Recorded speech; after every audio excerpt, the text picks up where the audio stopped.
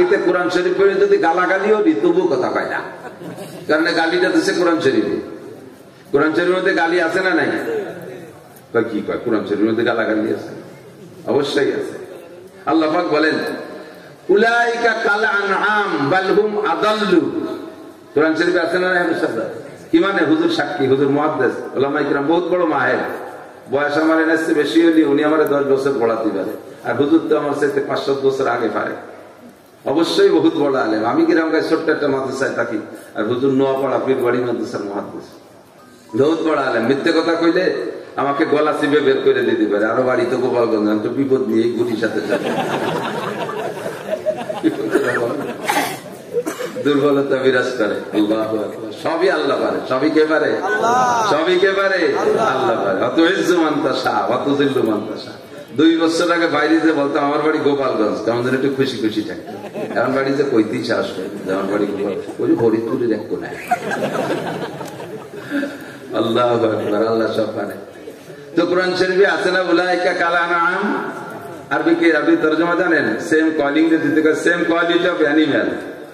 এক শ্রেণী মানুষকে আল্লাহ তাআলা চতুষ্পদ জন্তুর সাথে তুলনা করেছেন। অ্যানিমাল মানে চতুষ্পদ জন্তু, আনআম মানে চতুষ্পদ জন্তু। চতুষ্পদ জন্তু মানে কি? সব কি হালাল গরু, সব কি হালাল মহিষ, সব কি হালাল হরিণ?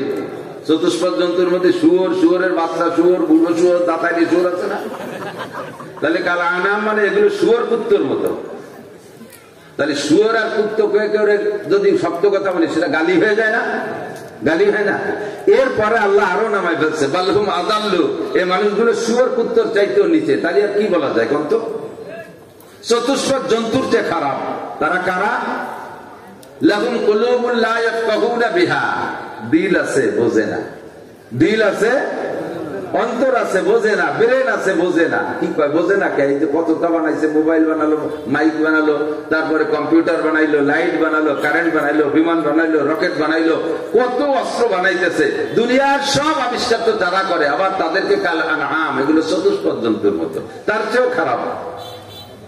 বক্তারা মাঝে মাঝে কিছু উদাহরণ দেয় যেগুলো শুনতে শুনতে আমি তো আমার ওয়াজটা জানি, আর আপনারা শ্রোতারা বাংলাদেশের সব বক্তার ওয়াজ জানেন। আমরা বক্তারা আর এক বক্তার ওয়াজ শুনতে সময় পাই না, ওয়াজ করি আর এক জায়গায় দৌড় মারি। আর আপনারা এক জায়গায় বসে কমপক্ষে 20, 30, 40 বছর পর্যন্ত পালাক্রমে সব বক্তাদেরকে দাওয়াত দিয়ে ওয়াজ শুনে মুখস্থ করে ফেলাইছেন। এই জন্য যে ওয়াজি করতে যাব সে ওয়াজি আপনাদের জানা আছে। বক্তারা মাঝে মাঝে ফিড সংক্রান্ত একটু উদাহরণ দিয়ে বলে, আমাদের এলাকায় মুরগি 2 প্রকার তো চলতেছে, ফার্মের মুরগি আর পারিবারিক পাবলিক মুরগি। পাবলিক মুরগি না, যেগুলো বাড়ি পালে পাবলিকের সাথে, তাই পাবলিক মুরগি। তো পাবলিক মুরগি, পোল্ট্রি মুরগি বা ফার্মের মুরগির বাচ্চাদের মা কিডা বাপ কিডা ওকে কোনো পরিচয় নেই, ওদের কোনো গার্জিয়ান নেই। কিন্তু পারিবারিক মুরগিতে ডিম দেয়, 1 চিল্লা ডিম পারে 40টা, চিল্লে মানে 40। গাইরেস্ত গুড়া 20 খেয়ে ফেলে আর 20টা দিয়ে বসায় দেয় না ডিম বাচ্চা ফুটাইতে, যাতে বসা। আমাদের ওদিক এক ভাষায় এদিক কি কয় তা জানি, তা কয় না, আমাদের ওদিকে খাপড়া, তাই বসায় দেয়। 20-21 দিন মুরগি এই ডিম গুলো পেটের নিচে বসে এতে কাপে বসে থাকে, নড়ে চলে না। এতে কাফালাদের যেমন মসজিদের বাইরে যাওয়া নিষেধ, ও মুরগিও যদি অন্য মুরগির মতো টোটো করে বেড়ায় তাহলে আর বাচ্চা দেখতে না, বসে থাকে। তো মুরগির পেট তো অনেক জায়গা না, অল্প একটু জায়গা। 20টা ডিম দিলে সব ডিম গুলো কিন্তু পেটের নিচে আটে না। তো চেষ্টা করে যে ডিমগুলোরে কোনো মতে টাইনে পেটের নিচে আনি, এতদিন বসে থাকলাম যাতে সবগুলো ফুটিয়ে বেরোয়, চেষ্টা খুব করে। একদিক দিয়ে মুখ দিয়ে টান দেয় আর একদিক দিয়ে একটা ভাসতে পারে ছেলে দেয়, ওডেরে আবার টান দেয়, এপাশের একটা পারে ছেলে দেয়, এরকম হয় না? জাস্ট মাঝে কিছু ডিম থাকে, একেবারে হুবহু মাঝে যেগুলো থাকে সে বাচ্চাগুলো, সে ডিমগুলো বেশিরভাগই ফোটে। আর সাইডে যেগুলো ঠেলা খাইয়া খেয়ে এদিক দিয়ে টান দিলে ওদিক দিয়ে বেড়ে যায়, ওদিক দিয়ে টান দিলে ওদিক দিয়ে বেড়ে যায়। 21 দিন পরে ওই ডিমগুলো ফোটে না, বাচ্চা ফোটে না, ঠিক না? জানা আছে না আপনাদের? তো যে ডিমগুলো ফোটে না ও তো ওর দোষে ফোটে নাই, কিন্তু গাইরেস্তরে দোষ দেয়, কি কয়, ওর নাম কি কয়, আমাদের এদিকে বাবা হয়ে গেছে। বাবার মানে কি তা তো জানি না, বাবার মানে অন্য কিছু। যোগ্য 21 দিন পরে যে ডিমগুলো ফোটে নাই, এদের দোষ কি? মুরগিতে চায় যে টাইনে পেটের ভিতরে নিচে রাখবে, কিন্তু ঠেলা খেয়ে আর একদিক দিয়ে বেরোয়, ও থাকতে চায় না ভিতরে। তো এইভাবে ঠেলা খাওয়া গুলো বাওয়া হয়ে যায়, সেগুলো পরে কিন্তু সিদ্ধ করে খাওয়া যায় না। আবার ওর একটা বাস্ট করে দিলি, এত ফার্স্ট ক্লাস গ্রাম, ওটা 2 ডিমের মধ্যে বাস্ট করে দিলে আপনাদের তাড়ানোর জন্য দিয়ে মারামারি করা লাগবে না, ওর গ্রাম এই সব বিচ্ছিন্ন হয়ে যাবে, ঠিক না? এটাও একটা তার মতো, বক্তারা মুরগির মতো। এখানে বসে যারা থাকবে 1.5-2 ঘন্টা ওয়াজের হিট পাবে, তাতে আশা করা যায় হেদায়েতের বাচ্চা ফুটবে ইনশাআল্লাহ। কিন্তু তার বাইরে যারা টান দিলি, খালি ঠেলে ঠেলে এদিক ওদিক চলে যায়, সার দোকানে, চানাচুরির দোকানে, রাস্তাঘাটে এদিক ওদিক ঠেলে ঠেলে ঠেলে বেরিয়ে চলে যায়, লাস্ট ফিনিশিং কি করবেন? কি করবেন? আমি কই নেই, আপনারা নিজেরা নিজেরা কয়ে নেন। বক্তাকে তো কথার দোষ আছে, আমি এনে বাবা কয়ে দিলাম, বাইরে গেলে হুজুর দাঁড়াও, তুমি বাবা কইছে আমরা দাওয়া দিয়ে দিই। তো সত্যিটা যদিও একটা গল্পের মতো একটা চুটকি, বাকি বাস্তব কিন্তু এরকমই। হুজুর আলাইহিস সালাতু ওয়াস সালাম বয়ান করতেন, সাহাবায়ে কেরাম উন্মুক্ত পরিবেশ, যার যেমন খুশি সে সেরকম বসতেন। হুজুরের ভিতরে একটা নূরানি রোহানি আকর্ষণ ছিল, সাহাবায়ে কেরাম বলতেন এটা চুম্বকের চাইতে বেশি পাওয়ারওয়ালা। একটা টেবিলের মাঝখানে 1000 পাওয়ারের একটা চুম্বক রেখে সমতল টেবিলে কাপড়টা না দিয়ে টেবিলের উপরে যদি টুকরো টুকরো লোহা রেখে দেওয়া হয় ছড়াই ছিটাইয়া, এই চুম্বকের আকর্ষণে লোহাগুলো সেই চুম্বকের দিকে যে মিশে না, কাছের গুলো চুম্বকের সাথে মিশে যায়, তারপরে এটার সাথে এভাবে গায়ে গায়ে মিশে যায়। হুজুর আলাইহিস সালাতু ওয়াস সালামের ভিতরে এমন একটা চুম্বক আকর্ষণ ছিল, পাশাপাশি যখন বয়ান করতেন কোরআনের আকর্ষণে, নবী আল্লাহ চুম্বকের আকর্ষণে সাহাবায়ে কেরাম দূরে দূরে যে যেখানেই বসা থাকতো ধীরে ধীরে আগাইতে থাকতো, বলা লাগতো না, শুধু আগাচ্ছে, এমনি মহব্বতের সাথে ঘষতে ঘষতে আগায়। সাহাবায়ে কেরাম বলেন এমন মিশা মিশতো যে দুইজনের মাঝখানে একটা আঙ্গুল ঢুকানোর ফাঁকা থাকতো না। গরমকালে আমরা গায়ে গায়ে মিশে ঘেমে তারবাতার হয়ে যেতাম, তারপরে হুঁশ থাকতো না যে আমরা এত মিশা মিশে গেছি, গরম লাগতেছে, এটা টেরই পাইতাম না। সে সময় তো ফ্যানও নাই, কারেন্টও নাই।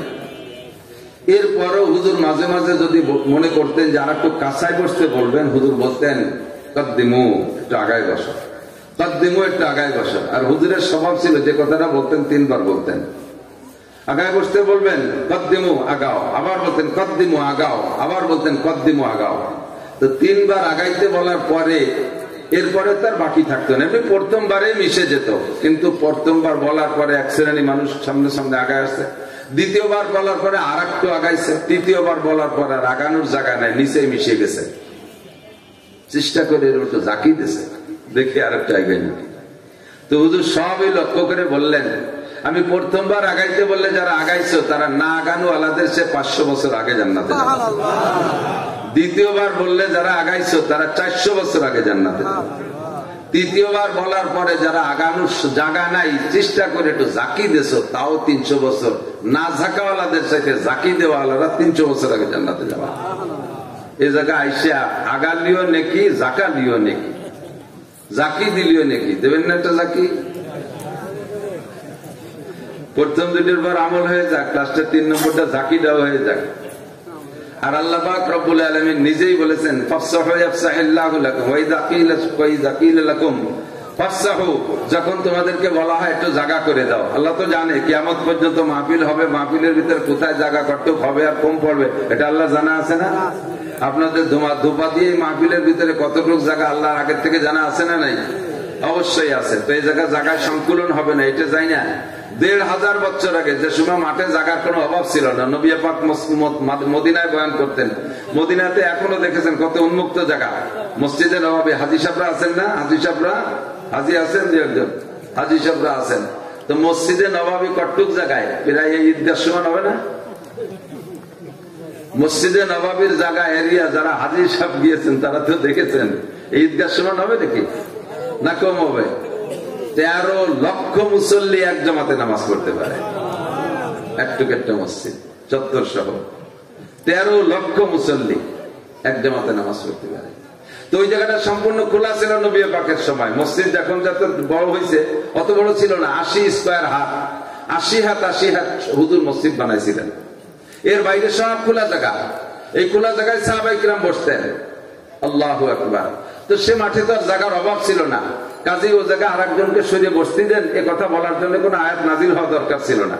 কিন্তু কিয়ামত পর্যন্ত উম্মতের প্রয়োজন হবে বিদায় আল্লাহ পাক এই আয়াতটা রেখে দিয়েছেন কোরআন শরীফের ভিতরে। কারণ আমরা যদি বাংলায় ডাকি, আমি বাংলায় কথা শোনে না, আর আরবিতে কোরআন শরীফ পড়ে যদি গালাগালিও দিই তবু কথা কয় না, কারণ গালিটা দিচ্ছে কোরআন শরীফে। কোরআন শরীফের মধ্যে গালি আছে না নাই?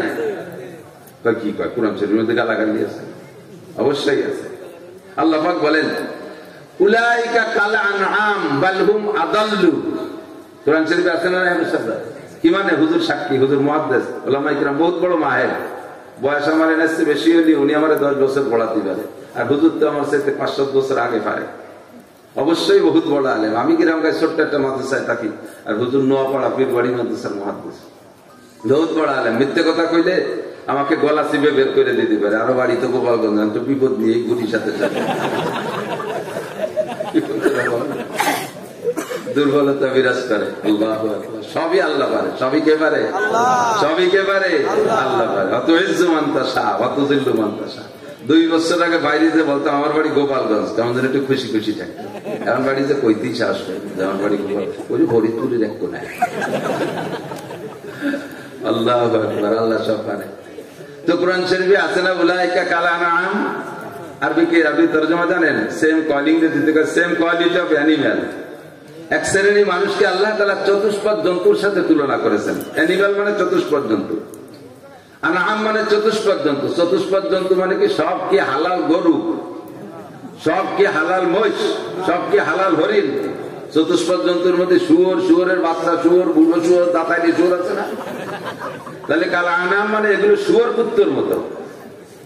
তাহলে শুয়োর আর কুত্তকে যদি শব্দ কথা বলি সেটা গালি হয়ে যায় না? গালি হয় না? এরপরে আল্লাহ আরো নামায় ফেলছে বালহুম আদাল্লু। এই মানুষগুলো শুয়োর কুত্তর চাইতেও নিচে। তাহলে আর কি বলা যায় কোন? তো চতুষ্পদ জন্তুর চেয়ে খারাপ। তারা কারা? লাহুম কুলুবুন লা ইয়াফকাহুনা বিহা। দিল আছে বোঝে না, দিল আছে, অন্তর আছে বোঝে না, ব্রেন আছে বোঝে না। কি কয় বোঝে না? কে? এই যে কতটা বানাইছে, মোবাইল বানালো, মাইক বানালো, তারপরে কম্পিউটার বানাইলো, লাইট বানালো, কারেন্ট বানাইলো, বিমান বানাইলো, রকেট বানাইলো, কত অস্ত্র বানাইতেছে। দুনিয়ার সব আবিষ্কার তো তারা করে, আবার তাদেরকে কাল আনআম, এগুলো চতুষ্পদ জন্তুর মতো, তার চেয়েও খারাপ। তা বোঝে না মানে যা বোঝা দরকার তা বোঝে না। কথা বলেন, যা বোঝা দরকার তা বোঝে না, যা বোঝা দরকার তা বোঝে না। ওয়ালাহুম আযানুন লা ইয়াসমাউনা বিহা। তাদের কান আছে, শোনে না। কান আছে, শোনে না। শোনে না কি মানে? শোনে না তা না। একটা গরুরে পেলে মেবা একটু সরিয়ে দাঁড়াও, গরুরে মেবাই তাই সাহেব কাকা এই করে ডাক দিলি সে কি বলছে যে আমারে ডাকতেছে না কারে ডাকতেছে? এই শব্দটা তার কানে গেছে কি যায় না? এই শব্দটা তার যে কথাটা বললাম এটা সে কানে যায় নাই, কিন্তু যাওয়ার পরও এই শোনার যে প্রতিক্রিয়া হওয়া দরকার তা কি গরুর থেকে প্রকাশ পায়? কোনদিন পায়? সেম একটা মানুষ, মুসলমান মানুষ, দুনিয়ার সবকিছু বোঝে, সবকিছু শোনে, কানে এত কথা যায়, এরপরও সেই কথার থেকে কোনো প্রতিক্রিয়া আসে না। সে কথা যে তারে বলছি না কাকে বলছি এটার থেকে কোনো বাস্তব কিছু দেখা যায় না। তাহলে ওই গরুটা আর এই মানুষটার ভিতরে কোনো পার্থক্য আছে? Same quality of animal. ওয়ালাকুম আয়ুনুল লা ইউবসিরুনা বিহা। তাদের চোখ আছে, দেখে না। চোখ আছে, কি দেখে না? যা দেখা দরকার তা দেখে না। আপনারা চার দোকানে বসে আপনাদের দিক চাষ করলে টেলিভিশন আছে, মাশাআল্লাহ, সুন্নত সব জায়গায় আছে। নবীর সুন্নত না শয়তানের সুন্নত? সুন্নত সব জায়গায় আছে। চার দোকানের যে সাইজ, আল্লাহু আকবার, 10টা আতল ভাঙ্গা কাপ, একটা হ্যান্ডেল ভাঙ্গা কেতলি, লেগাম পাড়া দুটো ডিশ বল, 100 গ্রাম চা, 250 গ্রাম চিনি, 2 কেন বাঁশ ফাড়িয়ে 4 দিয়ে 6টা বানাইয়ে তাই দিয়ে বেঞ্চ বানাইতেছে। 40,000 টাকা দামের টেলিভিশন। পুঁজি দেখছেন কি? আর এদিকে টেলিভিশনটা আছে 40,000। সেটা আছে কোন জায়গাতে? কারণ এইগুলো তো কিনা লাগে নিজের টাকা, যারা ওটা তো কিস্তি দিয়ে আনা যায়। হযরত কিস্তি আছে না দেশে, সারা দেশে আল্লাহ। তো চার দোকানে টেলিভিশন চলতেছে, মানুষ বসে বসে দেখে। আপনাদের ওই চার দোকানের সামনে যে গরু যায়, কুত্তো যায়, ছাগল যায়, ওরা কি দাঁড়ায় দাঁড়ায় টেলিভিশন দেয়? ওরা কি কয় যে তোরা জাতি থাক, আমি এই যে খবরটা শুনিয়েছি। চোখের সামনে ওরাও দেখে টেলিভিশন চলে, কানেও তার আওয়াজ শোনে, কিন্তু সে আওয়াজ শোনার দ্বারা তারা কোনো ফায়দা নাই, তার দেখার ভিতরে কোনো ফায়দা নাই। তারা দেখেও দেখে না, শুনেও শোনে না, কি বললো তা বুঝেও বোঝে না। এক শ্রেণী মানুষের সামনে কোরআন হাদিস জীবন ভরে বর্ণনা করা হবে, সারা জীবন ভরে বর্ণনা করা হবে। এরকম হজের পর হজ হবে, উলামায়ে কিরাম জুমার দিন বয়ান করবে, অথচ কথা যেন শুনেও শোনে না, বুঝেও বোঝে না, কথাগুলো দেখেও। উলাইকা কাল আনআম, আল্লাহকে এগুলো শুয়োরের বাচ্চা, শুয়োরের কাল আনআম মানে তো সবই। আমি একটা কব, আর একটা যত আছে সব কব। তাহলে কোরআন শরীফে যদি সত্য কথা বলে, কাহারও মাথা মোড়ামুড়ি করার কায়দা আছে? আমি যে তর্জমা বলছি ভুল বলছি হুজুর, তাহলে এই তর্জমা আমি ভুল বলি না, হুজুরা সাক্ষী দিলেন।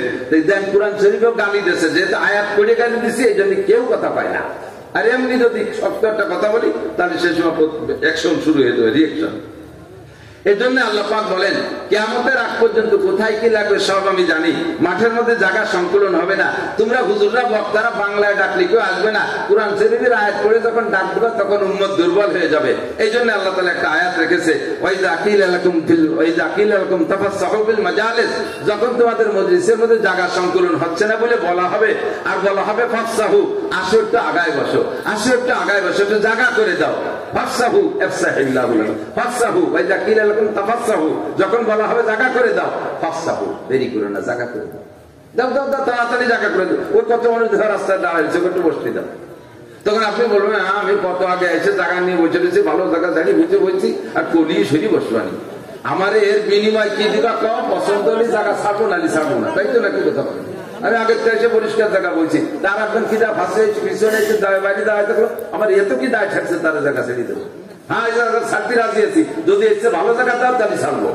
আমি তো সেই অভ্যাস আমার, আমি এসছে ভালো না পেলে ছাড়বো না। হযরত ইব্রাহিম আলাইহিস সালামের জবাব, আমি এই জায়গায় তুলছি, ওই জায়গা বসবো, যদি এখান থেকে ওই জায়গা বসার নিতে আমার লাভ হয় তাহলে উঠবো, কথা বলেন না কেন? হযরত ইব্রাহিম আলাইহিস সালামকে ইসমাইল জবিহুল্লাহ আলাইহিস সালাম বলছে যে, আব্বা সব নবী যা করে আপনিও তো তাই করেন। সব নবী কলেমার দাওয়াত দিয়েছে, আপনিও কলেমার দাওয়াত দেন। সব নবী নামাজের দাওয়াত দিয়েছে, আপনিও তাই দেন। সব নবী যাকাতের কথা বলেছে, সব নবী যাকাতের দাওয়াত দিয়েছে, আপনিও তাই দেন।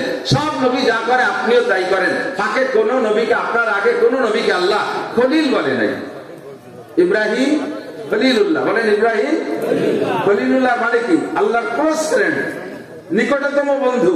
এমনি তো বন্ধুর অভাব নাই। 18,000 দোস্ত কোন জায়গা যায়, ওই দোস্ত আর একেবারে বিছানে শোয়া দোস্ত কি একবারে বিক্রি হয়ে গেছে?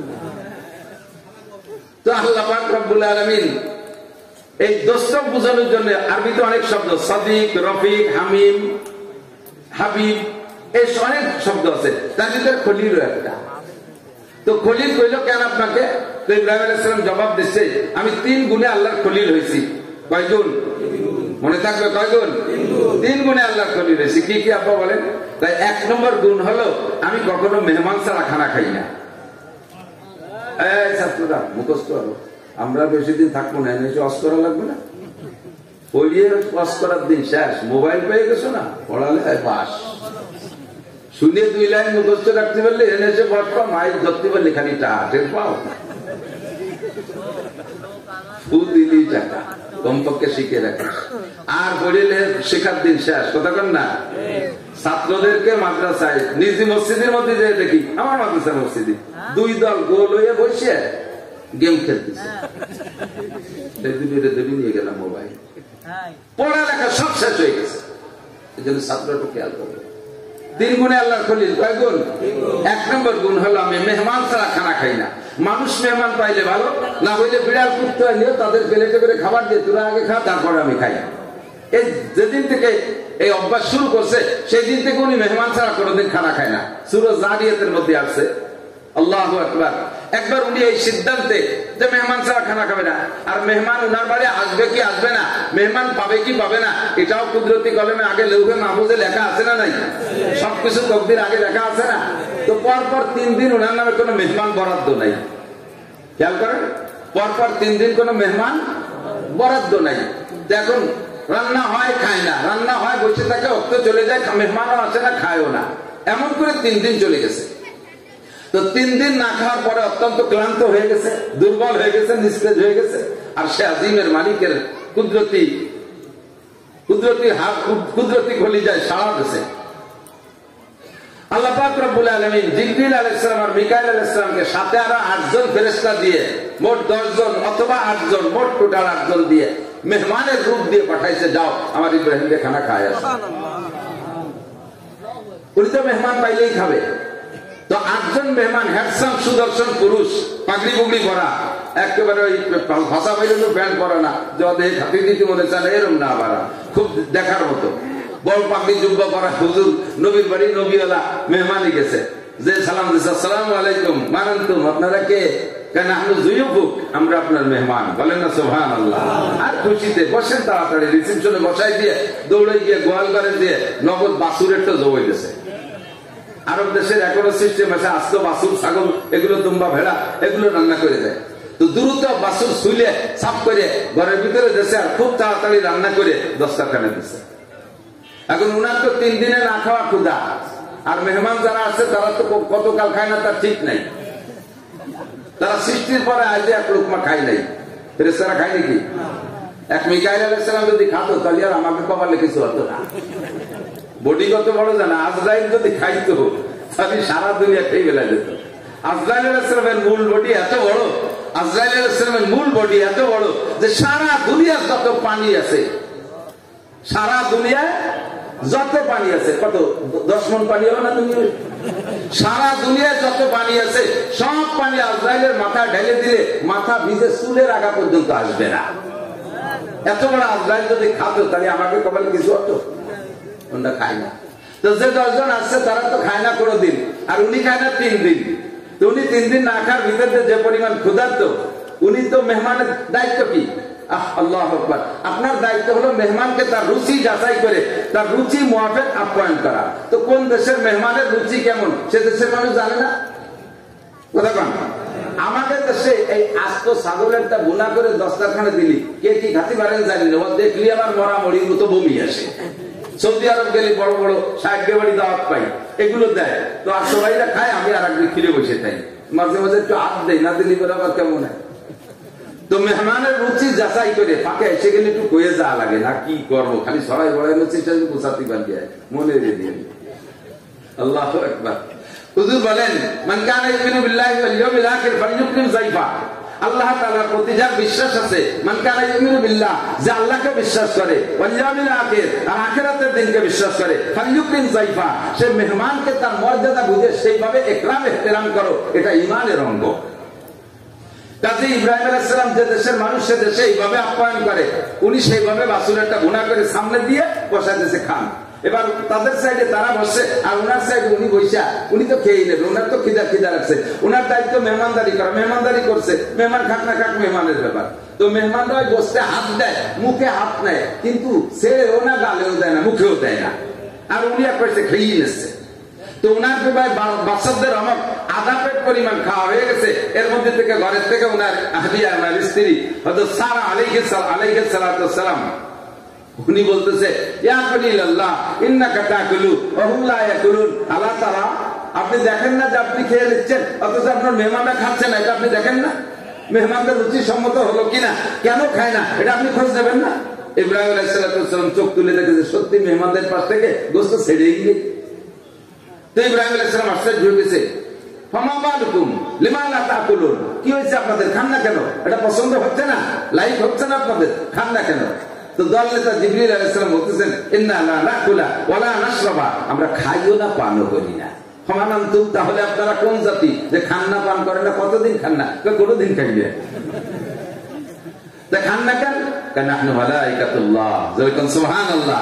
আমরা আল্লাহর ফেরেশতা, ফেরেশতাদের বৈশিষ্ট্য জিসমুন নূরানিয়ুন, নূরের একটা বডি, লা ইয়াকুলু ওয়া লা ইয়াশরাবু, খায় না পানও করে না, লাম ইয়ালিদ ওয়া লাম ইউলাদ, জন্ম নেয় না জন্ম দেয় না, লা ইয়াকুতু ওয়া লা ইয়াবুল, পেশাব পায়খানাও করে না, লা ইয়ানামু ওয়া লা ইয়াস্তাকিযু, ঘুমও যায় না সজাগও হয় না, এমন একটা নূরানি বডি। আমরা সেই নূরানি ফেরেশতা বিদে আমরা খাইও না পানও করি না। তাহলে কেন আসছেন এই সেই বসে আপনি দেন যে আমি মেহমান ছাড়া খাই না, আপনাকে দিনের ব্যবস্থা হচ্ছি, আজকে কি কায়দা বাজে আমার খাওয়া দেবেন মেহমান ছাড়া? আল্লাহ পাক রব্বুল আলামিন আপনার এই সুন্নতটাকে অত্যন্ত ভালোবেসেছে, পছন্দ করেছেন যে আপনি মেহমান ছাড়া খান না। আপনার নামে আরো 2 দিন মেহমান বরাদ্দ নাই, আরো 2 দিন মেহমান আসবে না। তো ওই 2 দিনও না খেয়ে থাকলে আপনি আল্লাহর বন্ধু, আপনার কষ্ট হয়ে যাবে। এই জন্য আপনাকে খানা খাওয়ার জন্য আল্লাহ পাক এই প্রসেস তৈরি করার জন্য আমাদেরকে অর্ডার দিয়েছেন। মেহমান ছাড়া খানা খায় না, যেগুলো আর একটু হয়ে যায়। ইব্রাহিম আলাইহিস সালামের ইন্তেকালের আগে জিবরিল আলাইহিস সালামকে পাঠিয়েছেন। এমন করে সমস্ত নবী রাসূলদের কাছে ফেরেশতা জিবরাইলকে আল্লাহ তাআলা পাঠান এই খেয়াল করেন এই প্রস্তাব দেওয়ার জন্য। যেমন ইব্রাহিম আলাইহিস সালামকে বসে প্রস্তাব দিয়েছে জিবরিল আলাইহিস সালাম, ইয়া খলিলাল্লাহ আতামুকাম তাহিয়া, হে আল্লাহর নবী ইব্রাহিম খলিল, আপনি কি মরার জন্য প্রস্তুত আছেন, নাকি আরো অনেকদিন বেঁচে থাকতে চান? দুনিয়ার স্বাদকে আরো নেবেন, নাকি মরার জন্য রেডি আছেন? ইব্রাহিম আলাইহিস সালাম বললেন, আমি মরে যাওয়ার জন্য রেডি। কারণ যেই বন্ধুর প্রেমে পড়া নমরুদের সাথে যুদ্ধ করলাম, অগ্নি পরীক্ষার সম্মুখীন হলাম, আমার বাচ্চাকে জবাই করলাম, যেই বন্ধুর প্রেমে পড়ে আল্লাহ পাক আমাকে 30টা পরীক্ষা নিয়েছেন আর পরীক্ষায় পাসও করার তৌফিক দিয়েছেন, ওই এক বন্ধুর প্রেমে পড়ে সেই বন্ধুকে তো মরা ছাড়া সাক্ষাৎ হবে না। কাজে আমি মরার জন্য প্রস্তুত আছি, আমি মরা ছাড়া বন্ধুর সাথে দেখা হবে না, আমি মরার জন্য প্রস্তুত আছি। তবে জিবরাইল, আমার একটা প্রস্তাব আছে। কি প্রস্তাব? আমি দুনিয়ায় বেঁচে থাকা কালে কোনোদিন মেহমান ছাড়া খাইনি। আরে ভাই খেয়াল, আমি দুনিয়ায় বেঁচে থাকা অবস্থায় জীবদ্দশায় কখনো মেহমান ছাড়া খানা খাইনি। আমার মনের একটা তামান্না, মরার পরেও কিয়ামত পর্যন্ত আনেওয়ালা মানুষ আমার মেহমান হবে আর আমি মেজবান হব। আমি মেজবান মানে বাড়িওয়ালা, আমি মেহমানদারি করেওয়ালা, সারা দুনিয়ার সমস্ত মানুষ মেহমান হবে, এমন একটা মেহমান খানা আমি খুলে রেখে যেতে চাই, যার থেকে সেই মেহমানদারি নেকি আমার আমল নামে আসতে থাকবে। এই প্রসেসটা আমাকে বলো, পদ্ধতিটা আমাকে বলো, তোমার জানা থাকলে বলো, নইলে আরশে আজিমের মালিকের কাছ থেকে শুনে এসে বলো। জিবরাইল বলেন, তাহলে একটু বসেন, আমি শুনে এসে উপরের থেকে। জিবরাইল চলে গেছেন যাইয়া আল্লাহ পাকের কাছে প্রস্তাব দিয়েছে, আল্লাহ তোমার খলিল তো মরার জন্য রেডি হয়েছে, কিন্তু সে তার আগে মরার আগে এমন একটা কাজ করে রেখে আসতে চায়। আল্লাহ পাক বলেন, ঠিক আছে, 1 কোট লবণ নিয়ে যাও, 1 কোট লবণ নিয়ে যাও, চিনি নিও না, কারণ ও ডায়াবেটিস আলাদা খাই না। লবণ যে কোনো ভাবে রান্না করে হোক, কাঁচা হোক, লবণ খাবে সারা পৃথিবীর মানুষ। কথা বলেন, বিস্কুটের মাধ্যমে, কেকের মাধ্যমে, ভাতের মাধ্যমে, তরকারির মাধ্যমে, সব জায়গা কম বেশ লবণ থাকবেই থাকবে। 1 ফুট লবণ নিয়ে পানিতে ছেড়ে দাও, আর মিকাইলে বলো, পানির দায়িত্ব তো পানি মন্ত্রী তো মিকাইল এনেছিলাম, উনারে বলো পানির মাধ্যমে সারা পৃথিবীর মানুষের কাছে যাতে লবণ পৌঁছে যায়। আর বিশ্বের যে প্রান্ত থেকে যেখান থেকে পানির ভিতর থেকে লবণ বের করে খাবে, সে জায়গা থেকে আমার ইব্রাহিমের মেহমান হবে, আর ওই লবণ খাওয়া মেহমানদারি দেখে আমার ইব্রাহিম পাইতে থাকবে। 1 মুঠ লবণ করতো। ইব্রাহিম আলাইহিস সালামের মুঠ কত বড় ছিল? বাংলাদেশের চেয়ে বড়। মুঠ তো মুঠই, কিন্তু এই হাতের বরকতি আলাদা, এই হাতের বরকতি আলাদা। ওইটার হাতের ভিতরে নিয়ে রগড়াইয়া পানিতে যখন ছেড়ে দিয়েছে, আল্লাহ তাআলা এই পানির ভিতরে লবণকে টনকে টন কি পরিমাণ বানাচ্ছে, কিয়ামত পর্যন্ত আর কোনোদিনও লবণের সংকট এখনো হয় নাই, কোনোদিনও হবেও না। ইব্রাহিম আলাইহিস সালামের হাতের বরকত। আল্লাহু আকবার। তো দোস্ত, ইব্রাহিম আলাইহিস সালাম এই মেহমানখানা খুলে রেখে গেছেন। ঠিক টাকা একটু কথা বলি, ফাঁকে একটু বলে নেই। ইব্রাহিম আলাইহিস সালামের তো নেকির অভাব ছিল, এই জন্য পরবর্তীতে একটা লাইন করে গেছে যে যা কামাই গেলাম, এই দিতে পারছি খেয়ে বাঁচতে পারবো না, একটা ঘর খুলে দিয়ে গেলাম, কবরে বসে হইতে যাতে আসতি তাহলে এই নাকি প্রশিক্ষণ দিয়ে গেছে। জলিলুল কদর নবী রাসূল ইব্রাহিম আলাইহিস সালাতু সালাম, মুসলিম জাতির পিতা। আমার নবীর চাইতে বড় নবী পৃথিবীতে আসে নাই। ইব্রাহিম আলাইহিস সালামের চাইতে 100,000 গুণে দামি আমাদের নবী। কথা বলেন ঠিক না? সেই আমাদের নবীও ইব্রাহিম আলাইহিস ইসলামের সুন্নত অনেকগুলো নিজের শরীয়তের মধ্যে রেখে গেছে, যে এটা মিল্লাতে আবিকুম ইব্রাহিম, এটা তোমাদের জাতির পিতা ইব্রাহিম আলাইহিস সালাম। ওখান থেকে ইব্রাহিম আলাইহিস সালামের সুন্নাত, যেমন বগলের পশম পরিষ্কার করা, তারপরে মোষ কাটা, দাড়ি রাখা, খতনা নেওয়া, তারপরে নখ কাটা ইত্যাদিটা ঢিলা ব্যবহার করা, মেসওয়াক ব্যবহার করা, এরকম অনেক সুন্নাত ইব্রাহিম আলাইহিস সালামের সুন্নাত। সেগুলো সর্বোপরি ইব্রাহিম আলাইহিস সালামের কুরবানি আমাদের ভিতরে এখনো পর্যন্ত আছে, কিয়ামত পর্যন্ত চলতে থাকবে। এজন্য ইব্রাহিম আলাইহিস সালাম জাতির পিতা, এত বড় জলিলুল কদর নবী হইয়া মরার পরে কিয়ামত পর্যন্ত যদি সদকা জারিয়ার একটা লাইন খুলে রেখে যেতে পারে, তাহলে আমার আপনার দরকার আছে না নাই? জন সদকা কইছি তের কইছে, অর্ধেক লোকে কইছে আছে, আর অর্ধেক কই না দরকার নেই। দরকার নেই তা কই নি, চুপ করে রয়েছে। আমার আপনার এমন করে ট্রাস্ট খুলে রাখা দরকার আছে না নাই? সদকা জারিয়ার লাইন খোলা দরকার আছে না নাই? আল্লাহ তৌফিক দান করুন বলেন আমি। ইব্রাহিম আলাইহিস সালামের 2 নম্বর সুন্নাত মনে আছে নাকি, যে কারণে আল্লাহর খলিল হয়েছে? 2 নম্বর গুণ হলো কি, আমি দিন ও দুনিয়া আমার সামনে একসাথে উপস্থিত। দিন ও হালাল দিন, মানে দুনিয়া হালাল দুনিয়া, আর দিন তো দিনই। দিন বোঝেন? দিন মানে রাজদিনের দিন না, ধর্মদিন, ধর্মের কাজ, দিনের কাজ, এটা তো অবশ্যই আল্লাহ মনোনীত। আর দুনিয়া তার সামনে একই সাথে উপস্থিত। দুনিয়া এবং বৈধ দুনিয়া হারাম না। এই বৈধ দুনিয়া ধরতে গেলে জাস্ট টাইমে দিনের এই কাজটা ছুটে যায়। খেয়াল করতেছে না? খেয়াল করতেছেন? খেয়াল করতেছেন? আপনি ওই 3 গুণ অর্জন করতে পারলে আল্লাহর খলিল হবেন নিশ্চিত। খলিল আমাকে গ্রামে কত খলিল আছে, আগে সোসেনা মুক্তি বানি নামাজ পড়ে না, খলিল। ওরম খলিল আমাকে দেশে আছে। একজনের নাম আতর আলী, গায়ে ফাটার গন্ধ। আতর আলী শুনে মনে হয় যেন ওর সারা গায়ে আতরের মতো কিনা, কিন্তু বগল দিয়ে কুইয়ে গন্ধ, গালে গন্ধ আতর আলী। ওই খলিল না, যে খলিল মানে আল্লাহর ক্লোজ ফ্রেন্ড, এই খলিল হবো। রাজি আছেন তো ইনশাআল্লাহ? তাহলে 1 নম্বর গুণ মেহমানদারি করা যাবে। বাড়ি যখন খানা খাইতে বসেন, মেহমান আসছে, মেহমান আসলি প্রথম দিন একই মেহমান আজকে আসছে, কয়েকদিন পর আবারও খাওয়ার সময় সেই মেহমান, পরপর যদি 3-4 দিন খাওয়ার সময় একই মেহমান আসে, শেষে আর অত খুশি আসে না। খাওয়ার সময় আসে তো ডেলি খাওয়ার সময় আসে, চোখ গুছাই পড়ে, গুছাবেন না। ও যদি আপনার হাড়িতে খানা খায়, আল্লাহর কসম আপনার ভাত খাইনি। আপনার হাড়িতে সেই মেহমান খানা খায়, ডেলি ওতে খায়, আল্লাহর কসম আপনার ভাত খাইনি, আপনার খানা খাইনি। আপনার খানা যদি সে খাইতো, তাহলে আপনার খানা হতো সেটা। আপনারটা তো সে কোনো মতে খাতি করবে না। সেটা যদি তারই না হবে, সে খাইতে পারতো না। আপনার হইতো আপনি খাতেন। ফাঁকে কি হয়েছে? শুক্রে বাজা আর কে মেহমান তু, শুক্রে বাজা আর কে মেহমান তু, খানায় কদমি কুরাদত খানে তু। মেহমানের খানাই সে খায়, তার রুজি সে খায়। বাকি একটা ঘটনা ঘটে গেছে, আপনারে যে আল্লাহ তাআলা ইনকাম করাইছে, আপনার বউরেতে রান্না করাইছে, আপনার মেয়েকে যে হাড়ি থেকে বাড়াইছে, আপনার ছেলেকে যে কাছারিতে পরিবেশন করাইছে, এই 4 জনের 4 বস্তা নেকি দিয়াবে। অথচ রুজি কিন্তু যে খাইছে তার। কামাই করাইছে আপনার, এই যে রান্না করাইছে বউরে দিয়ে, হাড়ি থেকে বাড়াইছে আপনার মেয়েকে দিয়ে, আর কাছারিতে পৌঁছে দিয়েছে ছেলেকে দিয়ে। এই 4 জনকে আলাদা নেকি দিয়েছে, শুধু মেহমানদারি কারণে। আর মেহমান তার নিজের খানাই সে খাইছে। কাজে সব গুছাবেন কে? কতক্ষণ? আল্লাহ তৌফিক দান করুন বলেন আমি। 2 নম্বরে যেটা বলছি, দিন ও দুনিয়া একসাথে উপস্থিত। দিন ধরতে গেলে দুনিয়া থাকে না, দুনিয়া ধরতে গেলে দিন থাকে না। যেমন একটা উদাহরণ বোঝেন, জোহরের নামাজ। জোহরের নামাজ 1:30 হয় না অধিকাংশ মসজিদে, বেলা 1:30 হয়। এখন উঠোনে আপনার 100 মণ শুকনো ধান, 100 মণ শুকনো ধান উঠোনে। এই ধান নাড়াচাড়া করা, এটা হারাম না হালাল? উঠোনে আপনার শুকনো ধান নাড়াচাড়া করা হারাম না হালাল? হালাল না, বরং আল্লাহর বাড়া। ওয়াইজা কুদিয়াতি সালাতু ফান্তাশিরু ফিল আরদ ওয়াবতাগু মিন ফাদলিল্লাহ। নবী পাক বলেছেন, কাসবুল হালালে ফরিদাতুন বাদাল ফরিজা। আল্লাহর ফরজ বিধান পালনের পরে 2 নম্বর ফরজের হালাল রুজি উপার্জন করা। মাঠের থেকে ধান কাটবেন, এটাও ফরজ। বাড়ি এনে মাড়াই করবেন, এটাও ফরজ। সেটাকে শুকাবেন, এটাও ফরজ। হালাল রুজি উপার্জন করা যায় হালাল ভাবে যেটা আছে। কাজে আপনার এই শুকনো ধান ঘরে তোলাও ফরজ। এই ফরজ উঠোনে। আর ওদিকে 1:30 বাজে গেছে, নামাজ শুরু হবে। এর মধ্যে ম্যাগ এসে গেছে, ধুমসা ম্যাগ। আপনি ধান স্তূপ করছেন, মোটামুটি রেখে দিয়ে নামাজ পড়িয়েছে, উঠবেন এমন প্ল্যান। এর মধ্যে ম্যাগ শা করে শব্দ আসতে, ঠান্ডা বাতাস হয়ে গেছে। এখন যদি ধান উঠতে যান, জামাত ছুটে যায়। আর যদি জামাতে নামাজ পড়তে যান, 100 মণ ধান ভিজে যায়। কি করবেন আমি আপনি কি করবো? আমরা বলবো যে সুরক্ষিত তো আমরাও জানি, খালি হুজুর একা জানে তা তো না। আর বেকাজায় পড়ে গেলি, এটাও তো ফরজ, আল্লাহ এটা বাপ সাথ দেয়নি। দান উঠে পরে আমরা নামাজ পড়ি নেবানি ঘরে। আমাকে ফতোয়া তাই না? আর ইব্রাহিম আলাইহিস সালামের ফতোয়া কি? দাম জায়গায় থাক, আমি আগে আল্লাহটা আদায় করি। এটা আমার ধান আমার, আর নামাজ আল্লাহ, আমি আল্লাহটা করবো। আর এ কথা আছে মান কানা লিল্লাহ কানা আল্লাহু লাহু, যে আল্লাহর হয় আল্লাহ তার হয়, যে আল্লাহর হয় আল্লাহ তার হয়। তা আমি যদি আল্লাহর হই আল্লাহ আমার হবে, আর আমি যদি আমার হই তাহলে আমি কি করতে পারবো?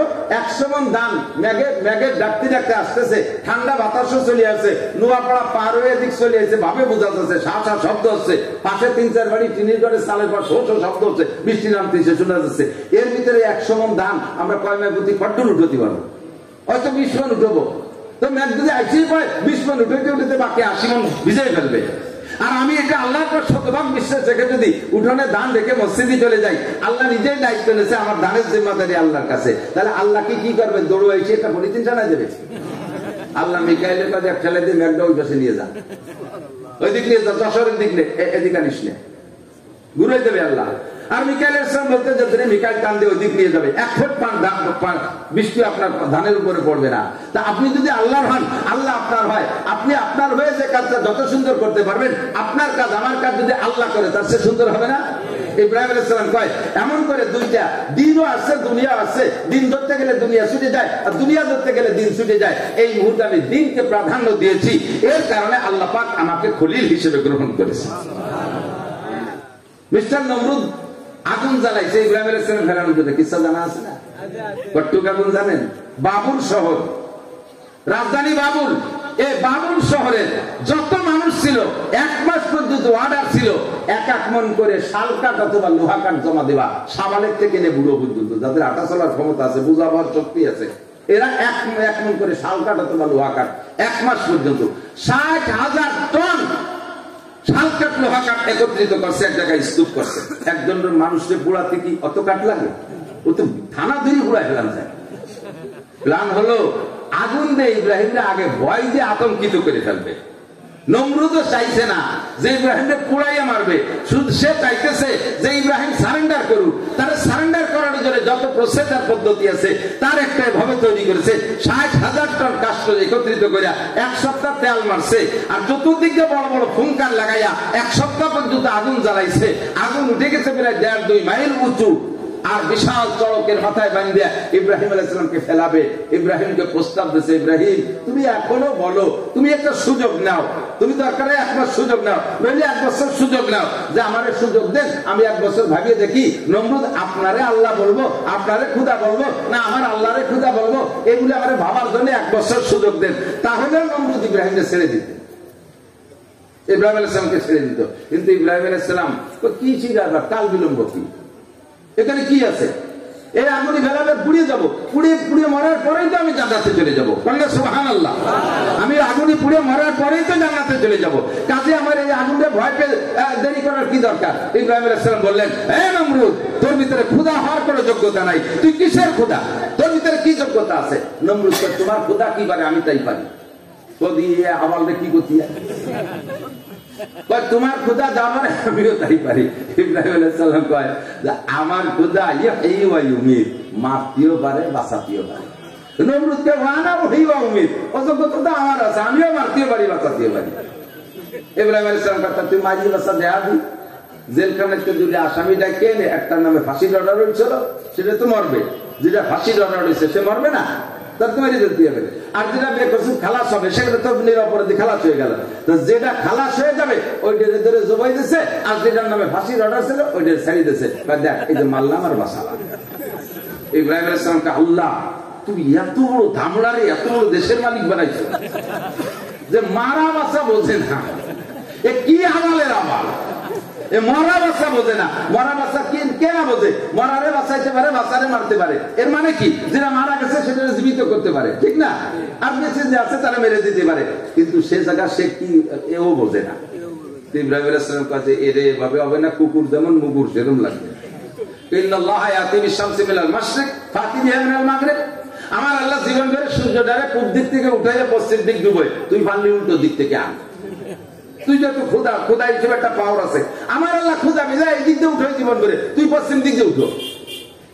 এত বড় মানে নির্বোধ, এত বড় বুকা, ও তো কলিকতিবাদ যে পূর্ব দিক দিয়ে তো আমি উঠোই, তোমার আল্লাহ বেশি উঠো, সে বুঝ দিও না, এখনই হয়ে যেত প্রার্থনা করছি।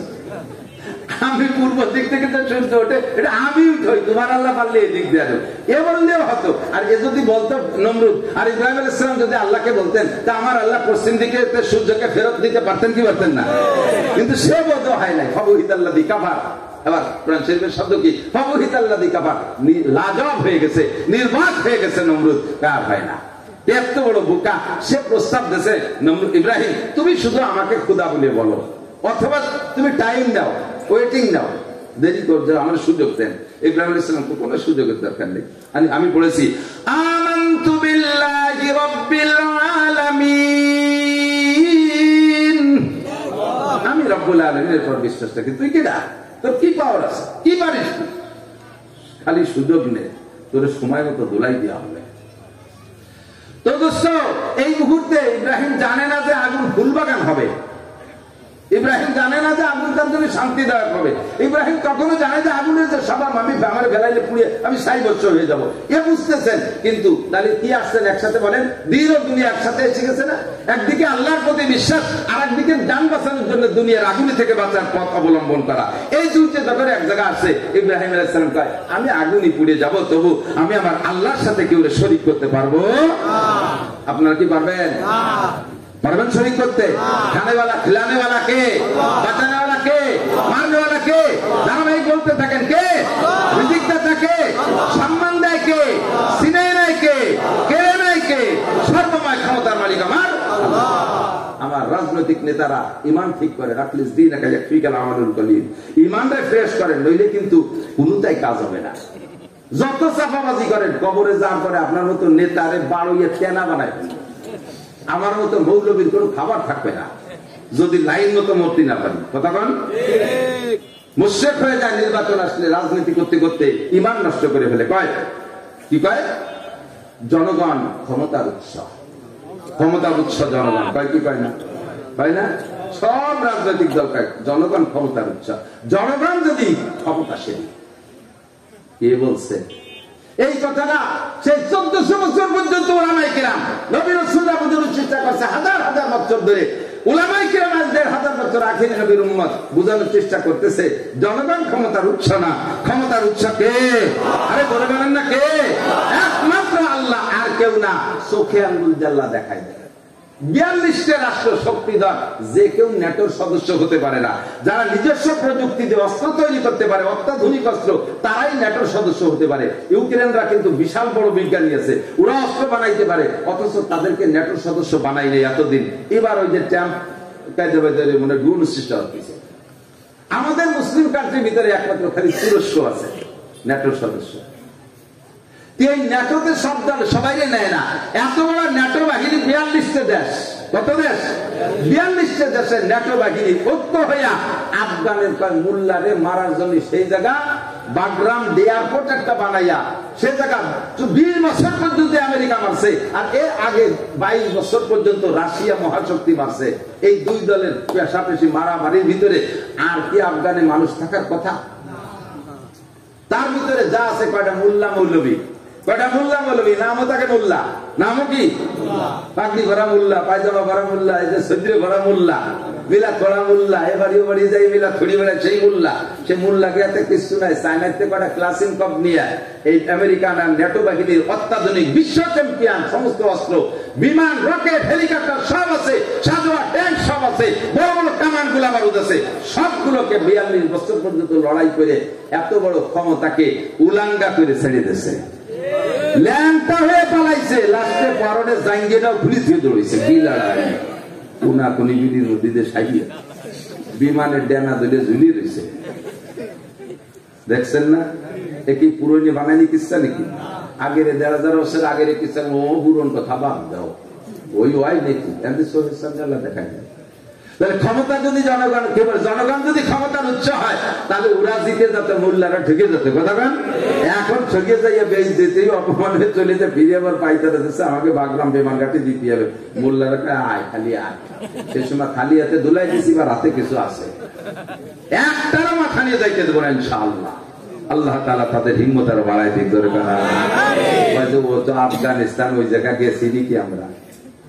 রাজনীতি বুঝবেন না, বাস্তব বুঝানোর জন্য শিরিক আর কুফর মুক্ত ঈমান গড়বো, তাই কইলেছিলাম আমি খুতবার মধ্যে। তো শিরিক আর কুফর মুক্ত ঈমান গড়ার উদ্দেশ্যে উদাহরণ বলছি, চোখের সামনের উদাহরণ। 2000 বছর আগের কিচ্ছা না। সরকারি ক্ষমতা প্রধানমন্ত্রী তৎকালীন শেখ হাসিনার হাতে ছিল কি ছিল না? সরকারি ক্ষমতা যেহেতু তার হাতে, কাজেই যত ক্ষমতা, রাষ্ট্রীয় ক্ষমতা সব তার হাতে। র্যাব তার হাতে, কোবরা তার হাতে, পুলিশ তার হুকুমে, আর্মি তার হুকুমে, বিডিআর তার হুকুমে, নৌবাহিনী তার হুকুমে, বিমান বাহিনী তার হুকুমে, আনসার বাহিনী তার হুকুমে, শহীদার দফাদার তার হুকুমে, ছাত্রলীগ, যুবলীগ, কৃষক লীগ, তাঁতি লীগ, পাতি লীগ, যত লীগ আছে সব লীগ তার হাতে। সব থাকা সত্ত্বেও মাত্র নিরস্ত্র কয়েকজন পোলাপানের স্লোগানে সবাইকে পালানো লাগছে, দেশ ছেড়ে চলে যাওয়া লাগছে। সত্য না মিথ্যা? সবাই ফাতাবিরু ইয়া উলিল আবসার, বুদ্ধি থাকলে এখান থেকে উপদেশ গ্রহণ করেন। আল্লাহ বলেন ফাতাবিরু ইয়া উলিল আবসার। এত বড় দল এখনো পর্যন্ত সকলে স্বীকার করতে বাধ্য। যদি উন্মুক্ত নির্বাচন হয় তাহলে আবার কারা হবে তা আল্লাহই ভালো জানে। আমরা তখনও জানতাম বাংলাদেশে আওয়ামী লীগের সংখ্যা বেশি, আর বাকি যা আছে তাই 14 দলে ভাগ হয়েছে। 3 মৌলবী 13 দল। আল্লাহ আমাকে মৌলবী 13 দল, এত দলে ভাগ হয়েছে, বাকি ভোট। এবার খেয়াল করেন, অত বড় দল রে আল্লাহ তাআলা জনসমুদ্র তাদের সাথে থাকা সত্ত্বে তাদের পায়ের নিচে মাটি থাকতে দেয় নাই। কোথা থেকে কোথায় হারিয়ে গেল, পালিয়ে গেল খবর নাই। তাই ছাড়া তাদের পরে বাকি যারা আছেন তারা সেখান থেকে শিক্ষা গ্রহণ করেন, সীমা লঙ্ঘন করবেন, সীমা লঙ্ঘন করবেন, তাহলে তাদের পরিণতি তাদের চাইতে খারাপ হবে। সীমা লঙ্ঘন করবেন, অন্যায় করবেন, জুলুম করবেন, সীমা লঙ্ঘন করবেন, অবশ্যই আমলিগের চাইতে বড় দল আপনারা নন। কোন দলই তাদের চেয়ে সংখ্যা বেশি না। তাদেরকে আল্লাহ তাআলা এমন অপমান করে শিক্ষা দিয়েছে, বাকিরা সেখান থেকে শিক্ষা গ্রহণ করেন। পারবেন, আল্লাহ তাআলা মাটির সাথে মিলিয়ে দেবে। ঠিক কি ঠিক না? ক্ষমতার উৎসকে ইব্রাহিম আলাইহিস সালাম, তুই কোন জায়গায় পাইছিস ওদের, তোরে আমার আল্লাহ ক্ষতি হবে?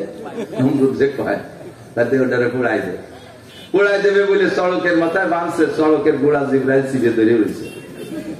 জিবরাইল যদি সড়কের গোড়া ধরে বসে তাহলে নমরুদের 14 গোষ্ঠী সহটা নিচু যাতে পারবে। নমরুদের সেনাবাহিনী ছিল তৎকালীন 70 লক্ষ। সারা পৃথিবীর রাজা তো 70 লক্ষ সেনাবাহিনী। এই 70 লক্ষ সেনাবাহিনীর কাজে লাগাইছে, জনগণ লাগাই দিচ্ছে। সে সড়কটা নিয়ে জিবরাইলের হাতে ছুটোতেই পারে না। এর মধ্যে ছুটো দিতে হবেই, কাজ তো করতেই হবে। বুদ্ধি একজনের দিতে হবে না, উপদেষ্টা একজন আছে, প্রধান উপদেষ্টা। আমাকে ডক্টর ইউনুস সাহেব না, প্রধান উপদেষ্টা মিস্টার ইবলিস। কেডা? মিস্টার ইবলিস। আইসা রোমরু দেখে সার না সার,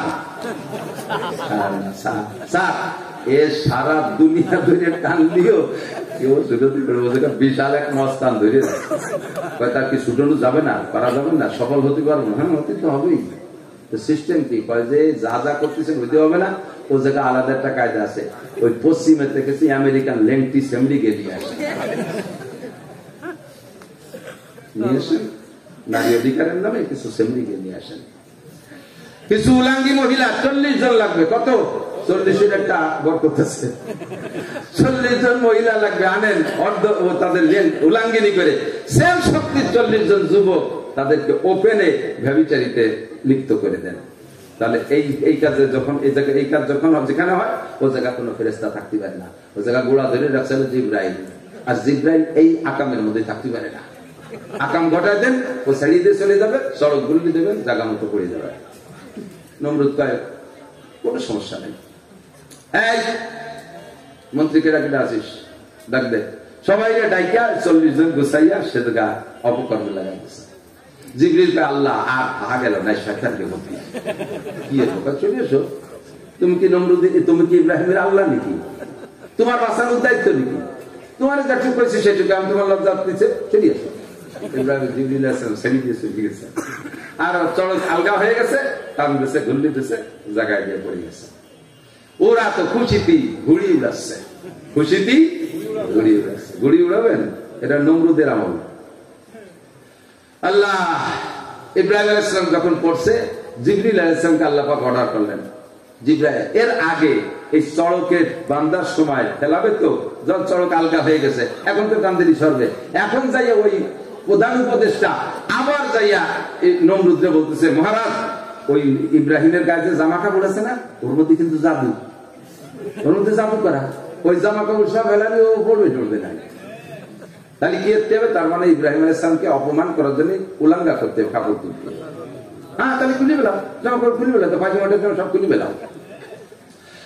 উনি পর খুলে ডাক দিচ্ছে, আর ওদিকে আল্লাহ মাত্র জানে কি দিয়ে কি করবে। জিবরিলকে বলেন এক্ষুনি, কোনো দেরি হবে না, জান্নাত থেকে পোশাক জান্নাত হবে, যে জায়গা ফেলাবে আগুনের ভিতরে ওই জায়গা খান খাট, ওই জায়গা খান খাট দেবা, আর জান্নাতের পোশাক একদিক দিয়ে জামা খুলবে নমরুদ, আর একদিক দিয়ে তুমি আমার ইব্রাহিমকে জান্নাতের পোশাক পরাই দিবা। জিবরিল আলাইহিস সালামকে আল্লাহ এ তো খুঁজে ফেললো দেখতে দেখতে, আমি এত তাড়াতাড়ি কোনতে কি আমি বুঝে ফেলতে, সে জান্নাত তো কত দূর আমি কোনো সব জানি না। তোমার তো যানবাহন আমি স্লো যানবাহন দেয়নি, দ্রুতগামী। জিবরিলের দুইটা ডানাকে একবার বাড়ি মারলে, দুইটা ডানাকে একবার বাড়ি মারলে একে বাড়িতে 1,86,000 মাইল পথ যায়। 600 ডানা পিঠে তুমি যেখান থেকে বারো দিয়ে আসো, মুহূর্তের ভিতরে জিবরাইল দৌড়ে যাইয়া জান্নাতের জামা আর জান্নাতি খাটাইয়া খাটটা ভিতরে বসাই দিয়ে আইসে ইব্রাহিম আলাইহিস সালাম একদিক দিয়ে ওনার পোশাক খোলে, আর আরেক দিক দিয়ে জিবরাইল জান্নাতের পোশাক পরায়। ওরা ওই জিবরিল ইব্রাহিম আলাইহিস সালামের সতর দেখে নাই। শয়তান রে নমরুদ কয় তুই তো করলি যে কাপড় খুলে ফেললি ল্যাংটা হয়ে যাবে, কাপড় তো খুললাম ল্যাংটা তো হয় না, তার শরীরে তো কিছু দেখি না। ওই তো বড় জাদু করতো, জাদু দিয়ে ঠিক আছে, কোন জাদুতে কি খেলা খেলতেছে তা তো আর ওই শয়তান জানে না, মূল শয়তান জানে, নমরুদ তো তা জানে না। এটা তার আপনি দিতে পারবে না, এটা তার নমরুদের বাপ ওই জান্নাতে জামা গাইতে খুলতে পারবে না। ওই জামা জান্নাতে জামায় আগুন স্পর্শ করে না। যখন আগুনের মধ্যে ফেলাই দিচ্ছে আর খাটের উপরে যে বসছে, সেই জ্ঞানে ফেলাইছে চড়কের মাপ মতো, ওখানেই খাট বসাই দিছে, জান্নাতের খাটে বসা, জান্নাতের পোশাক পরিহিত। কন্যা সুবহানাল্লাহ। আপনি পরীক্ষায় পাস করেন, আপনি পরীক্ষায় পাস করেন, পুরস্কার আপনিও পাবেন। গাজার বাচ্চারা মারা যাচ্ছে, মারা মারা যাচ্ছে, তাদের এখন মরা যেন দৈনন্দিন নিয়মে পরিণত হয়ে গেছে। সামনের পর মারা যাচ্ছে, এরপরে বাকি কজন মরার জন্য রেডি। এত রেডি কেন? মরার পরেই তো জান্নাতে যাবো। কন্যা সুবহানাল্লাহ। ইব্রাহিম আলাইহিস সালাম ফেলাইছে। দিন ও দুনিয়া এক জায়গা আছে, দুনিয়াকে প্রাধান্য দেয় না, দিনকে প্রাধান্য দিছে। আল্লাহ তাআলা পুরস্কারটা নগদ দিয়ে দিছে, জান্নাতি জামা, জান্নাতি খাট। আগুনের ভিতরে বসে রয়েছে, জিবরিল আলাইহিস সালাম খাটের কোনায় বসে বলতেছে কষ্ট হচ্ছে না তো? আরে আপনার কাছে আমি জিজ্ঞেস করছি, ইব্রাহিম আলাইহিস সালাম জিবরাইল জিজ্ঞেস করছে কষ্ট হচ্ছে? ইব্রাহিম আলাইহিস সালাম কইছে আগুন কোন? আগুনের পর হুকুম জারি করছে কে? কুলনা ইয়া নারু কুনি বারদান ওয়া সালামান আলা ইব্রাহিম। আল্লাহ ঠান্ডা হয়ে যাও, শান্তি দাও। আবার আইসক্রিমের মতো না, বরফ হয়ে গেলে পরে তো জমে যাবে না। ইব্রাহিম শান্তিদায়ক ঠান্ডা, বলেন সুবহানাল্লাহ। আল্লাহু আকবার। শান্তিদায়ক ঠান্ডা জায়গায় বসে রয়েছে। আর ওই নমরুদ ও তো খুশিতে বাগবাগ। এরপরে আগুন একটা বিস্ফোরণ করছে, পাশে 50 কিলোমিটারের ভিতরে গাছের সব পুড়ে ছাই হয়ে গেছে, ভিতরে ইব্রাহিমের কিছু হয়নি। এভাবে আমি খলিল হয়েছি। খলিল খালি নাম রাখলি খলিল হয় না, খলিল হতে মেলা কিছু খড়কুটো খরচ করা লাগে। 2 নম্বর মনে আছে নাকি? 3 নম্বর গুণ কি, যেটা বলবো বলে বক্তাকে স্বভাব যায়, এক জায়গায় রাত দিয়ে নানান জায়গায় সবাই গড়ায় না। 2 নম্বর। 3 নম্বরটা হলো আমি এই জায়গা থেকে এই জায়গা সরিয়ে বসি না যদি ওই জায়গা কোনো বৈধ লাভ না থাকে। আমি যেখানে বসা আছি এখান থেকে এই জায়গা বসবো, এখান থেকে ওই জায়গা সরিয়ে বসতে গেলে আমার বৈধ কোনো লাভ না থাকলে আমি এখানে সরিয়ে বসি না। ওই আখিরাতের লাভ না দুনিয়ার কোনো বৈধ লাভ হবে। অর্থাৎ এক কথা, আমি সময়কে অপচয় করি না, আমি সময়ের অপচয় করি না। আমি ঘন্টার পর ঘন্টা চায়ের দোকানে বসে বসে টেলিভিশনে যে গুতুম চাষার মতো টাকায় বসে থাকি না, তাই না? বুড়ো বুড়ো মানুষ, কাম নাই কাজ নাই, সংসার থেকে রিটার্ন, এই জায়গায় মাথায় হুসুম দিয়ে বসে বসে হাঁটু 2 উঁচু আছে, 2 হাঁটুর মাথায় 2টি টুপি দিয়ে রিটার্ন, 3 জন বসে দিচ্ছে। বুড়োর পাচার গছায় সে বেঞ্চ মাসে 2 বার পাল্টানো লাগে। ওই যে সকালে যে বসে, তাহলে আপনি এ জায়গা বসে থাকেন বুড়ো মানুষ টেলিভিশনের সামনে। আরে আমি কি আজে বাজে লোক নেই, সংবাদ নেই। উনি সংবাদ না দেখলে সংবাদের সর্বনাশ। সংবাদে কি দেখছেন? ডেলি ওই একটা মাই এই খবর পড়ে, সংবাদ করছে কাকা। বলছে কি ইসরায়েল ফিলিস্তিনের কি দেখি হলো জাতিসংঘের খবর, মেয়েটা একদিনও মাথায় কাপড় দেয় না, সংবাদ বলতেছেন। না, পশ্চিমে মধ্যপ্রাচ্যের খবর কি, ও মেয়েটার দাঁত ফাঁক ফাঁক, সব মাইয়ের গল্প শুনে সংবাদ কি কইছে সে কিছু জানে না। আর কয় আতালপুরে বুড়ো আছে, আতালপুরে বোঝেন তো? আতাল চেনে না? গরু বান্ধে যে জায়গা, তারা কি কয়? আতাল। গোয়াল তো ঘর, বাইরে একটা জায়গা বান্ধে না, কি কয়? খেসা আমাকে দিকে ওই খোলা জায়গায় যেন গরু বাঁধে 5-7 গড়া দিয়ে খেসা দিয়ে ওর গায়ে আতাল। তো ওই জায়গাতে যে গরুগুলো থাকে নড়াচড়া করার ক্ষমতা নেই, কাম কাজ করতে হবে না, ওরে আতাল কুড়িয়ে। সংসারে বুড়োগুলো আতাল কুড়িয়ে কোনো কাম নাই কাজ নাই, সংসার থেকে রিটার্ন যাইয়ে ওই জায়গায় বসে আতাল কুড়িয়ে বসে বসে হাসিনে, খালেদা, ইরশাদ, জিয়া, তারপরে ইউনুস মিনুস যারা আছে সবাই বুদ্ধি দেয়। ইউনুসের কোনো বুদ্ধি না, ওটা আয় দেওয়াল, তার বুদ্ধি নাই। তারে আল্লাহ বাংলাদেশের প্রধান উপদেষ্টা বানাইছে, উনি বুদ্ধি ছিল এই জায়গা বসে তে মাথা বসে রয়েছে, গোষ্ঠী গোষ্ঠী লুঙ্গি ভাষাইতে খুলিয়ে যাচ্ছে, একটা ল্যাংটা বাড়াই যাচ্ছে, তাও বোধ পায় না বুদ্ধি ছিল। আছে না নাই কথা কথা? এই জায়গা বসে বসে সময় নষ্ট করে না। তো আজান দিলি সাথে মসজিদে আজান দিতে চলেন, পেট খারাপ, গ্যাস হয়েছে। এই গ্যাস এই জায়গাতে বসে মাইরিয়ে দেয়, মাঝে মাঝে দোকানদার কেতলিতে ঢেলাই দিয়ে ধরে এই গ্যাসের গ্যাস আছে না এরকম কথা কেন না? আগের সিস্টেম ছিল আমাদের ছোটবেলায় সব জিনিসই প্রমোশন হয়েছে, সব জিনিসই প্রমোশন হয়েছে, আপডেট হয়, নতুনত্ব হয়, নতুন আসছে। কিন্তু সবচাইতে বেশি প্রমোশন পাইছে পায়খানায়। আগে ছোটবেলায় কথা আঁকতে গেছে, তারপরে করতে ময়দানে গেছে, তারপরে করতে বাগানে গেছে, এরপরে করতে টাকটিতে গেছে, এরপরে ঝাড়া ভিত্তি গেছে, এরপরে একটু ভালো পায়খানায় গেছে, তারপরে কতদিন পর কয়ে ল্যাট্রিনে গেছে, ল্যাট্রিনে গেছে, এরপরে ল্যাট্রিনের পর টয়লেট, তারপরে হয়েছে বাথরুম গেছে না, বাথরুম, টয়লেটের পর বাথরুম, ল্যাট্রিনের পর টয়লেট, টয়লেটের পর বাথরুম, এখন হচ্ছে অসুবিধা ফস করে মারি দেখি 10 প্রমোশন পাইছে। আমি গুনিয়ে দেখছি সকালবেলা এইসব বলছি 10টা প্রমোশন হয়েছে পায়খানা। আগে পায়খানা আসলে ঘরে বসে গল্প করে মুরব্বীরা, যদি কেউ বাথরুম আসে বলতো তোরা ভয় আমি একটু বাইরে আসি, বাথরুম সব বাইরে ছিল না। আর এখন উঠে বসে গল্প আরে যদি কেউ পায়খানা কাছে আসে তাকে তোরা ভয় একটু ঘরে আসি, পায়খানা সব ঘরে ঢুকে গেছে, এটা ঠিক না? আগের মানুষের অবস্থা বাহ্যিক কেমন ছিল? মাঠে ঘাটে কাজ করে, দোকানপাটে ব্যবসা বাণিজ্য করতো, খেত খামারে কাজ করতো, সংসারে কাজ। আজান হইলে বলতো ভাই তোরা চল, নইলে তোরা থাক, আমি একটু মসজিদ দিতে আসি। আর এখন মসজিদের পাশে চার দোকান, সকালে 1টা পর্যন্ত হেরে বসে বসে চা খা খাই করছে, ভাও গল করছে, আজান দেওয়ার সাথে সাথে তোরা থাকবে একটু বাড়িতে আসি, সব উল্টে গেছে, ঠিক না? আগে আজান দিয়ে তোরা থাক আমি মসজিদ থেকে আসি, আর এখন আজান দিলি মসজিদে দাঁড়াতে চলে যাক, তোরা থাক আমি বাড়িতে আসি। এই যে সময় অপচয় করেন চার দোকানে বসে, জবাব দেওয়া লাগবে কি লাগবে না? ইব্রাহিম ইসলামকে আমি এখান থেকে ওখানে উঠে বসি না যদি আমার জাগতিক কোনো বৈধ লাভ না থাকে অথবা আখেরাতের লাভ না থাকে। কাজেই এই যে হুজুর আপনি কইলেন যে একটু জায়গা ছাড়িয়ে দিয়ে সামনে আগই বসেন, তাহলে আগই বসলে আমার দুনিয়াবি কোনো লাভ অথবা আখেরাতের কোনো লাভ থাকলে জায়গা ছাড়িয়ে দেবো আমি ছাড়বো না। এই কবগুলি সে কুমাইতে ঠেলতে ঠেলতে আইছি, চিন্তা কত অজ হয়ে গেছে মাঠে।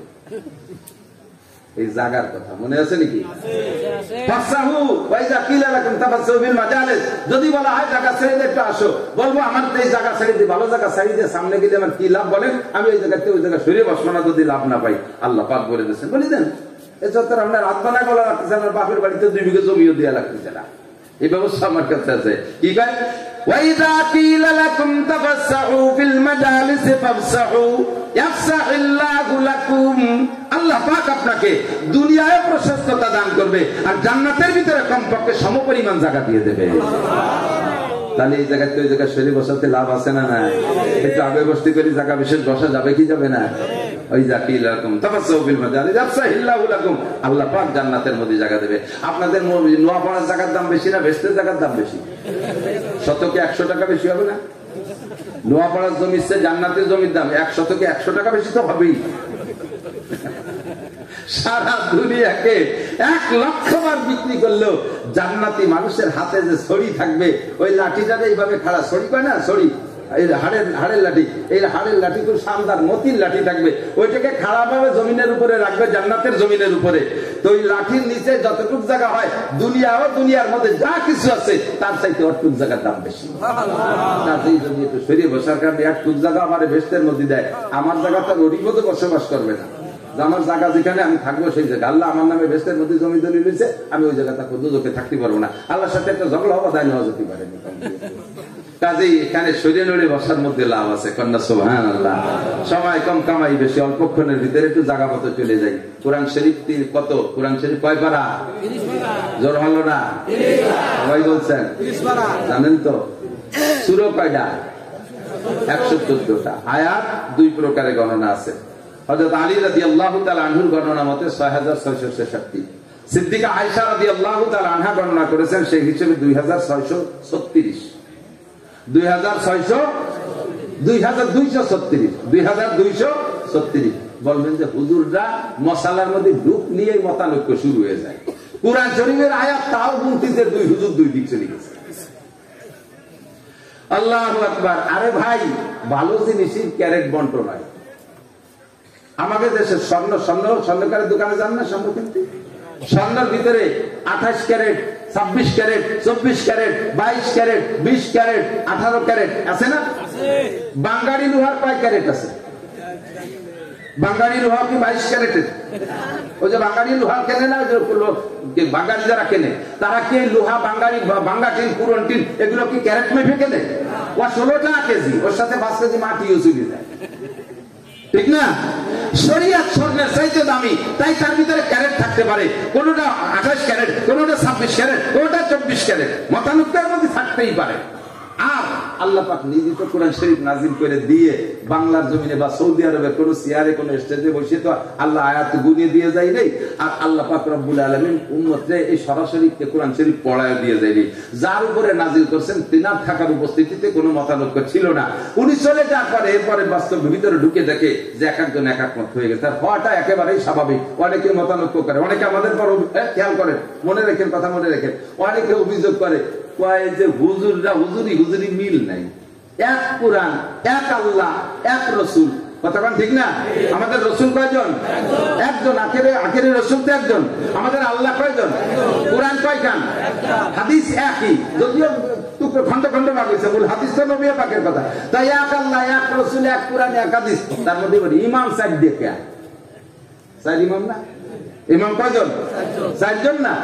মশালাটা কইয়েই পায়, আমাকে এই কইছে, আমাকে এই কইছে, আমাকে কইছে। ইমাম আবু হানিফা কইছে কানে 1 বার হাত দিতে হবে, শাফি কইছে 2 বার দিতে হবে, মালিক কইছে 3 বার দিতে হবে, আরেকজন কইছে বুকির বসানা, আরেকজন কে নাবির নিচে ছানা।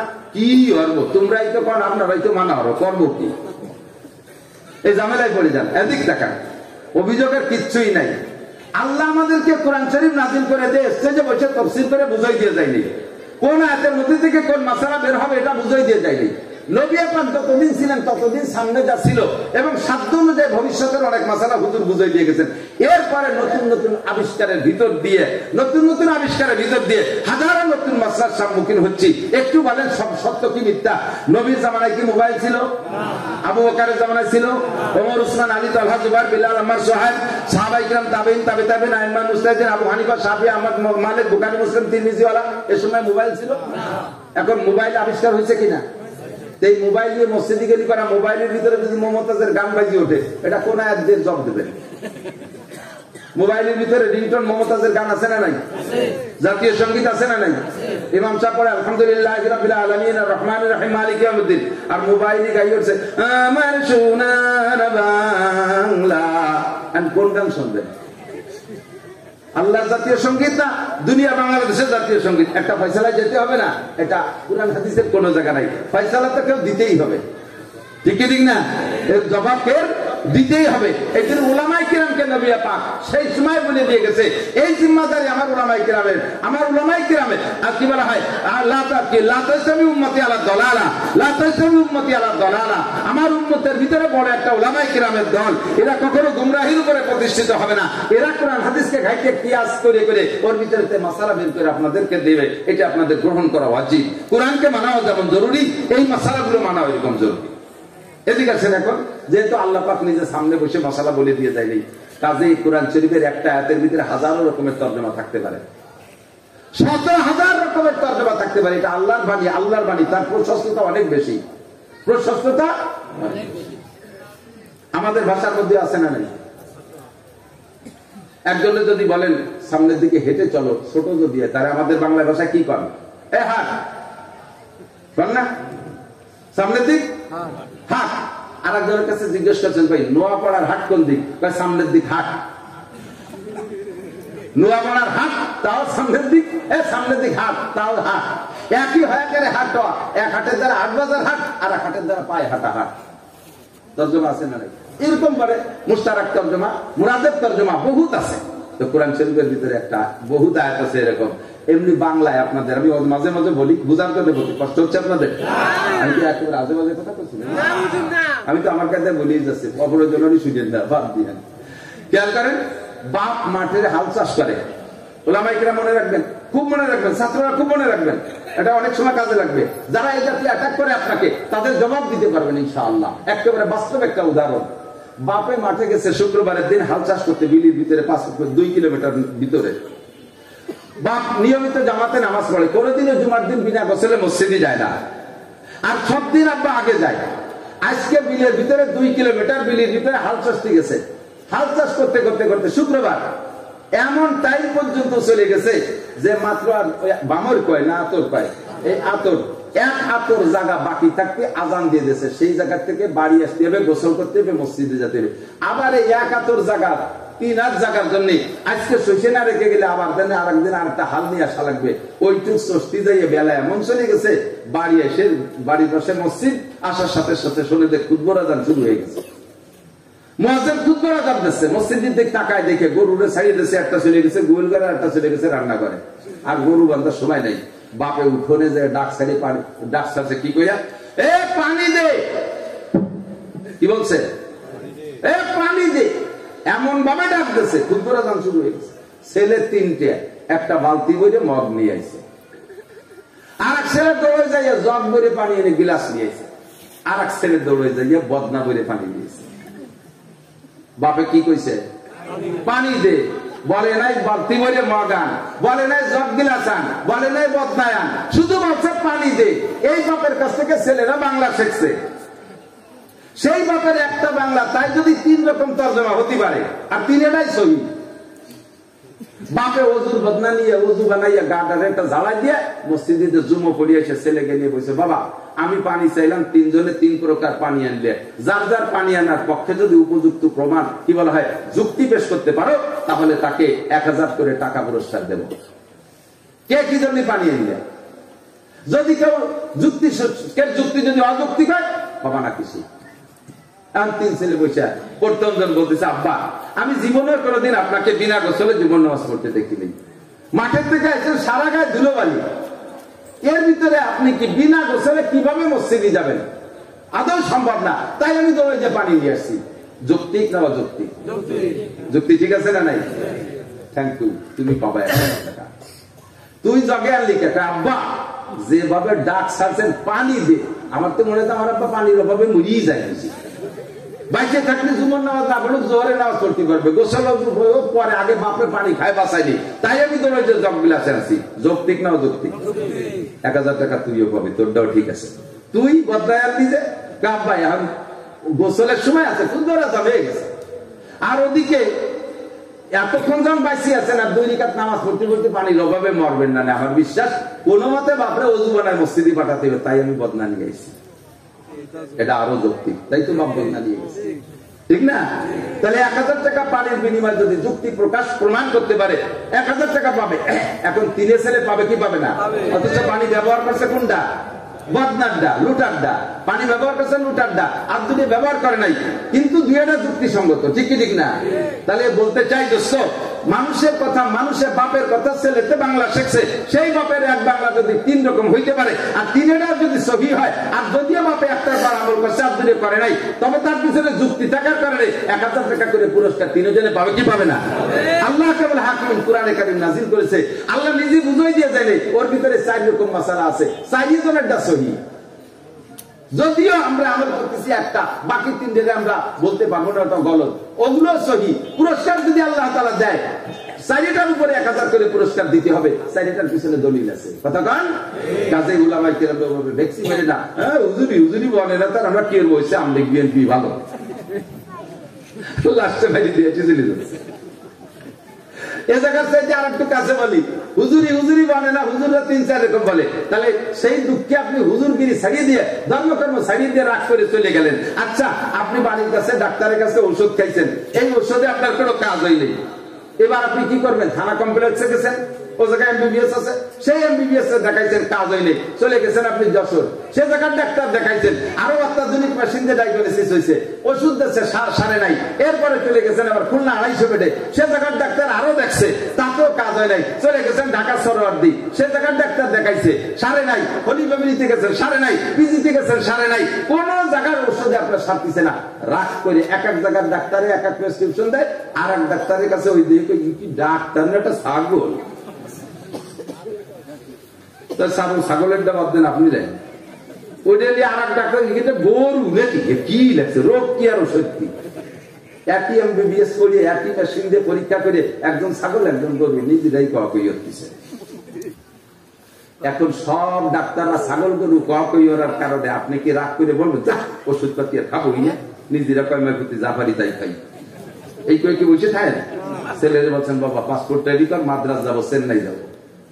আপনি যে জায়গায় বাড়ি বসে থাকেন না, যে ডাক্তারে মিল হচ্ছে না বিধায় আমি আর ওষুধ খাবো না, কাজে আমি যা খুঁজে মরি গেলে আর ওষুধ খাবো না, তাহলে তো বসে থাকেন না। আপনি এবার পাসপোর্ট ভিসা করে ইন্ডিয়া চলে গেছেন, মাদ্রাস চেন্নাই চলে গেছেন, সে জায়গার ডাক্তাররা ওষুধ দিচ্ছে সারে নাই, এবার চল যায় একটু সিঙ্গাপুর যায়, পয়সা করে থাকি মরার আগে পয়সা কটা খরচ করে দিয়ে যায়, সিঙ্গাপুর গেছেন, সে জায়গার ডাক্তারে সুস্থ হয় না। বাবা আমি তো বহু কিছুই তোকে জন্য রেখে গেলাম, আমার 2 বিঘে জমি বেশি একটু লন্ডন ফাটা, এ সময় তো বলেন না যে ডাক্তারে মেলে না, হ্যাঁ ওষুধপতি বাদ, যা পারি একা একা বসে খাই, তা তো পারে না।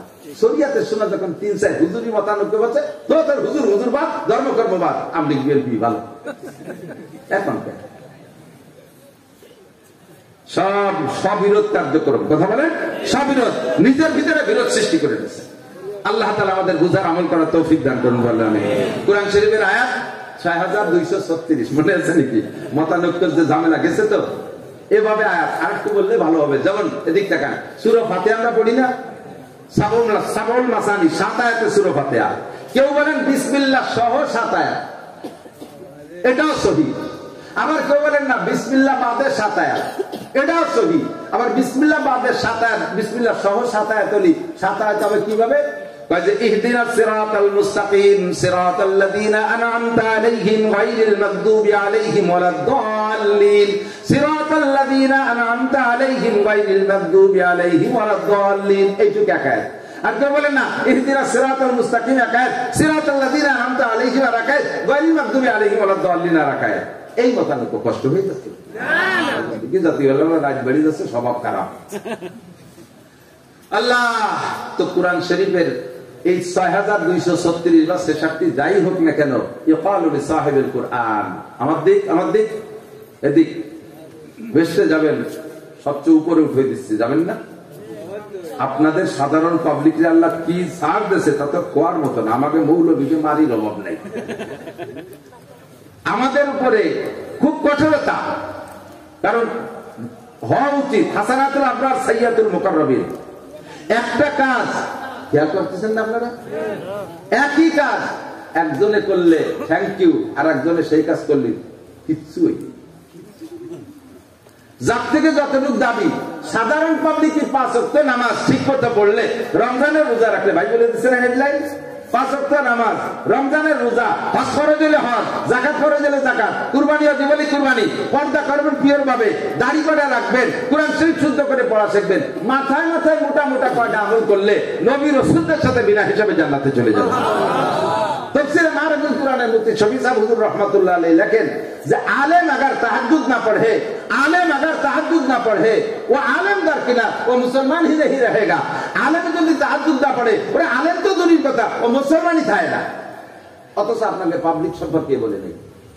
আপনাদের সুযোগ, হাফেজ সাহেব বড় হাফেজ, ভালো হাফেজ, কোরআন শরীফ তুতুর করে পড়ে যায়, শুনতে খালি মনে চায়, কিন্তু কঠিন ইয়ার 1 ঘন্টায় মিনিমাম 3 পারা পড়ে হাফেজ আলম। আমি হাফেজ না, তারপরও 1 ঘন্টায়, কোন ঘন্টায় 3 পারা, কোন ঘন্টায় 2.5 পারা ভর্তি, 2.5 পারা 3 পারা এরকম হয়। তাহলে আমার কোরআন শরীফ পড়া ইজি, কারণ ওই পৃষ্ঠার শুরুতে আয়াতের শুরু দেখলে শেষ পর্যন্ত দেয়া লাগে না, ফিরাই মুখস্থ হয়ে গেছে, ভর্তি ভর্তি দেখতে দেখতে মুখস্থের মধ্যে হয়ে গেছে। তা আমাকে কোরআন শরীফ পড়তে কোনো কষ্ট হয় না। আর একজন পাবলিক রমজান মাসে দেখি আমার এক চাচা বা স্বাস্থ্য ভাই মসজিদের ভিতরে বুড়ো মানুষ কোরআন শরীফ পড়তে যাইয়ে ঘামাইয়ে ঘুমাইয়া করে আলু লাখে লুঙ্গি মুঙ্গি ভেঙে নিচে দিয়ে পানি বেরিয়ে যাচ্ছে, সেই জন্য পেশাব করে দিচ্ছে, তাল্লা জানে আসলে পেশাব করে না, ঘেমে গেছে। এই দুইজনের প্রতিদানের পার্থক্য কি? হাফেজ সাহেব কোরআন শরীফ এক খতম করবে, আল্লাহ পাক বলবেন যে তারে এক খতমের নেকি দাও, তারে এক খতমের নেকি দাও হাফেজ রে। আর ওই যে পাবলিক খালেক মোল্লা উনি বলছেন, বলে হ্যাঁ ওনারও খতম হয়েছে, লাহু আজরাম, তারে 2 খতমের নেকি দাও। ফেরেশতারা কয় আল্লাহ এই সামনের পর বৈষম্য, একই বৈষম্য বিরোধী আন্দোলন তো চলে গেছে গতবার, এখন তো সব সাম্য হয়ে গেছে। এই জায়গায় পার্সেন্টি কর্ম কে আল্লাহ কায় এ পড়ার জন্য এক খতমের নাকি আর গামার জন্য আর এক খতমের নাকি।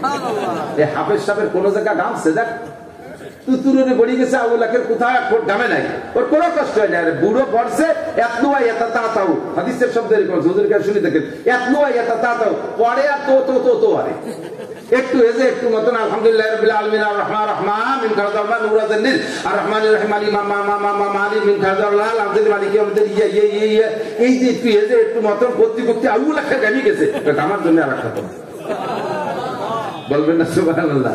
আল্লাহর দিনে যদি মিথ্যে কথা কই, পড়ার জন্য এক খতম, গামার জন্য আর খতম। আপনাদের পাবলিকের বড় সুযোগ, ইনকামের খুব ফার্স্ট ক্লাস লাইন পেয়ে গেছেন। আপনারা কম বেশ অর্থনীতিবিদ, আপনাদের পয়সা আছে, আমাদের মৌলবীদের পয়সা কম, দান করলে যে একটা নেকি পাওয়া যায় এইটা আপনারাই বেশি পারেন, আমাকে মৌলবী টাকা নেই, তা কোত্থেকে দেবো? একদিকে দেখেন সাধারণ ইবাদত করে বেশি নেকি পেয়ে গেলেন। আপনারা যদি তাহাজ্জুদ পড়েন, আলেম এক রাতভর দাঁড়িয়ে নামাজ পড়লে যে নাকি, আপনি শুধু ঈশার নামাজে খেয়াল করে না, আপনি শুধু ঈশার ফরজ আর সুন্নতের পরে বেতরের আগে 2 রাকাত তাহাজ্জুদ পড়লে আল্লাহ তাআলা আপনাকে ওই আলেম রাতে দাঁড়িয়ে তাহাজ্জুদ পড়লে যেই নাকি, আল্লাহ পাক আপনাকে তার চেয়ে বেশি নেকি দান করবে। আপনাদের ইনকাম সহজ, সব দিক দিয়ে আপনাকে আল্লাহ সুযোগ করে দিয়েছে। আল্লাহ পাক রব্বুল আলামিন জিজ্ঞেস করে, বলো কোরআন শরীফের ভিতরে 332টা কুল আছে, কয়টা? 332টা কুল, মানে পাতি কুল, বোম্বাই কুল, এই কুল নেই। কুল মানে বলো, কুল মানে বলতে বলছে, কুল মানে বলো। নবীকে আল্লাহ অর্ডার করছে কুল, পুরো 30 পারা তো শুনবা, বাকি ভেরি ভেরি ইম্পর্টেন্ট 332টা কথা, ভেরি ভেরি ইম্পর্টেন্ট, পুরো কোরআন ইম্পর্টেন্ট, তার মধ্যে সবচেয়ে ইম্পর্টেন্ট এই 332টা কথা। কেউ বলতে বলো, দেরি করে না বলো। কুল আউযু বিরাব্বিন নাস আছে না নাই? কুল আউযু বিরাব্বিল ফালাক এটাও বলো। কুল ওয়াল্লাহু আহাদ এই জায়গাও বলো। কুল ইয়া আইয়ুহাল কাফিরুন বলো, হে কাফের সম্প্রদায়। কুল লাউ কানাল বাহরু মিদাদাল লিকালিমাত কুল লা ইসতামাতিল ইনসু ওয়াল জিন কুল হাল ইয়াস্তাবিল লাযিনা ইয়ালামুনা ওয়াল লাযিনা লা ইয়ালামুন। এরকম 332টা কুল আছে, তার একটা কুল আল্লাহ পাক আমি পড়ছি যেটা কুল হাল ইয়াস্তাবিল লাযিনা ইয়ালামুনা ওয়াল লাযিনা লা ইয়ালামুন। হে নবী উম্মতের কাছে জিজ্ঞাসা করেন, শিক্ষিত আর অশিক্ষিত, জাননেওয়ালা আর না জাননেওয়ালা, পড়ুয়া আর মূর্খ কখনো সমান হতে পারে? কুল হাল ইয়াস্তাবিল আমা ওয়াল বাসীর, আরেকটা আয়াতের মধ্যে আছে কুল হাল ইয়াস্তাবিল আমা ওয়াল বাসীর। অন্ধ মানুষ আর চক্ষু বিশিষ্ট মানুষ সমান হতে পারে? জোরে বলেন পারে? হ্যাঁ, ভালো করে বোঝেন নাই। একটা অন্ধ মানুষ 7 ফুট উঁচু, বুঝেন, 7 ফুট জোর, এই তাগড়া 150 কেজি ওজন গায়, মোহাম্মদ আলী কেলের মতো টাইট বডি, ও যদি দাঁড়ায় চিরাকে ওরে ঠেলি সরাতে হবে না। 7 ফুট উঁচু, অন্ধ, চোখ নাই একটা। আর একটা লোক 5 ফুট উঁচু, টেনে শূন্য, গায়ে তেমন বল নাই। এই দুইজনটা যদি লাঠি দিয়ে মারামারি লাগাই দেন, মায়ের কিরা খাবে বেশি? ওর গায়ে দিছে চিরাকের মতো শক্তি, কিন্তু ও তো জানেই না যে এই যে চোখালা শুকনো মুখনো, ও কোন পাশে এসে বাড়ি গেছে অন্তত তো দেখেই যায় করোনার মতো, কোন দায়িত্বে ঢুকে পড়ে তা টের পাওয়া যায় না, ঠিক কিনা?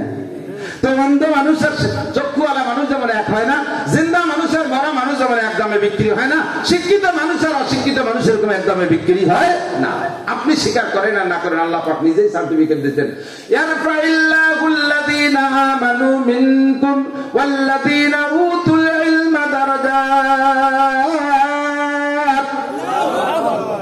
আল্লাহ পাকের কাছে সবচেয়ে দামি ইমানদার, বোঝে নাই, সবচেয়ে দামি বেঈমান মানুষ সারা পৃথিবীর রাজা বাচ্চা এমপি মন্ত্রীকে এক পাল্লায় রাখবেন বেঈমান। আর এই গ্রামের ধুপাতি গ্রামের একটা ফকির, যার সমাজে কেউ ডাকে না, নিকৃষ্টতম, সামাজিক ভাবে নিকৃষ্ট, এমন একটা ফকির ইমানদারকে আর এক পাল্লায় রাখবেন। এই ইমানদারের একার পাল্লা ভারী হয়ে যাবে, কন্যা সুবহানাল্লাহ। ইয়ারফাইল্লাহুল্লাযীনা আমানু মিনকুম, তোমাদের মধ্যে যারা ইমানদার তারা, তাদেরকে আল্লাহ তাআলা সম্মান দিয়েছে। আর কারা? ঈমানের সাথে ওয়াল্লাযীনা উতুল ইলমা দারাজাত, জামা মুয়ান্নাস সালিম, এবং যাদেরকে আল্লাহ তাআলা ইলম দান করেছেন তাদের দান সবচাইতে বেশি। বলবেন না সুবহানাল্লাহ? কোন এলেম? কোন এলেম? এলেম মানে শিক্ষা, এলেম মানে জ্ঞান, এলেম মানে বিদ্যা। আইএবি এমএ বিসিএস না, শোনালো কি? যা বলছেন তা না। আইএবি এমএ বিসিএস আল্লাহ শিক্ষা বলে না। ওটা জগৎ কামাই করে খায়, একটা ফেরফা, একটা আলাদা যোগ্যতা। দুনিয়া কামাই করে খায়, যে দুনিয়া কিছুক্ষণ পরে থাকবে না, এই খরচটাই দুনিয়া কামাই করে খাওয়ার জন্য আইএবি এমএ বিসিএস ডাক্তার ইঞ্জিনিয়ার সার্টিফিকেট। একজন কি বলতে পারবেন যা কলা রাসূলুল্লাহ সাল্লাল্লাহু আলাইহি ওয়াসাল্লাম, আল্লাহ নবী বলেন খায়রুকুম মান কানা বিসিএস পাস। এই হাদিস শুনছেন কোনদিন? খায়রুকুম মান কানা এমএ পাস, খায়রুকুম মান কানা গোল্ডেন এ প্লাস, শুনছেন কোনদিন? কি শুনছেন? খায়রুকুম মান তাআল্লামাল কুরআনা। ঠিক কি ঠিক না? কোরআনের শিক্ষায় শিক্ষিত যে এই লোকটা আর কোরআনের শিক্ষায় যে অশিক্ষিত, এই দুইটা লোক সমান হতে পারে না। কোরআনের শিক্ষায় শিক্ষিত। আরে ভাই এদিক তাকান, আপনি মনে করেন না যে হুজুররা নিজেকে তার নিজে বাড়াইছে? আমি কি বলছি? আল্লাহ রাসূল কি বলছেন? খায়রুকুম মান কানা হাফেজ সাহেব হুজুর, খায়রুকুম মান কানা মাওলানা, খায়রুকুম মান কানা মুহাদ্দিস। হুজুর বলে নাই, হুজুর বলেন খায়রুকুম মান তাআল্লামাল কুরআন। এনিম্যান এভরিবডি। আপনি মাস্টার, কোরআন পড়েন, আপনিও দামি। আপনি ডাক্তার, কোরআন পড়েন, আপনিও দামি। আপনি কৃষক, কোরআন পড়েন, আপনিও দামি। আমি তো হুজুরদের থেকে আনি নাই, আল্লাহ রাসূলও তা বলে নাই। এনিম্যান এভরিবডি, যে কোনো মানুষ কোরআন পড়লে আর পড়াইলে সে দামি। বাস্তবও দেখতেছি, এদিক তাকান। আমাদের কওমি মাদ্রাসার হুজুরদের সরকারি কোনো চাকরি নেই, সরকার কোনো চাকরি দেয় না। ওই যে উনি যে সাধারণ জন্য আমাকে মাস্টার্সের নাম দিয়েছে মৌলানা লাগে, ও মাস্টার দিয়ে পানি খালি পেট ব্যথা সারে না। ওই যে কি আর ওর পরে কি বিসিএস পড়ার সুযোগ আছে ওই মাস্টার্সের পর নির্ভর করে? ওই যে কি কোনো বিশ্ববিদ্যালয়ে ফিরে ভর্তি হতে পারবে? কোথাও বা ডাক্তার ইঞ্জিনিয়ার কিছু হবে না। তো ও মাস্টার দিয়ে কি হয়? ওই যে কিচ্ছু হয় না। তা আমাকে সরকার কিচ্ছু দেয় না।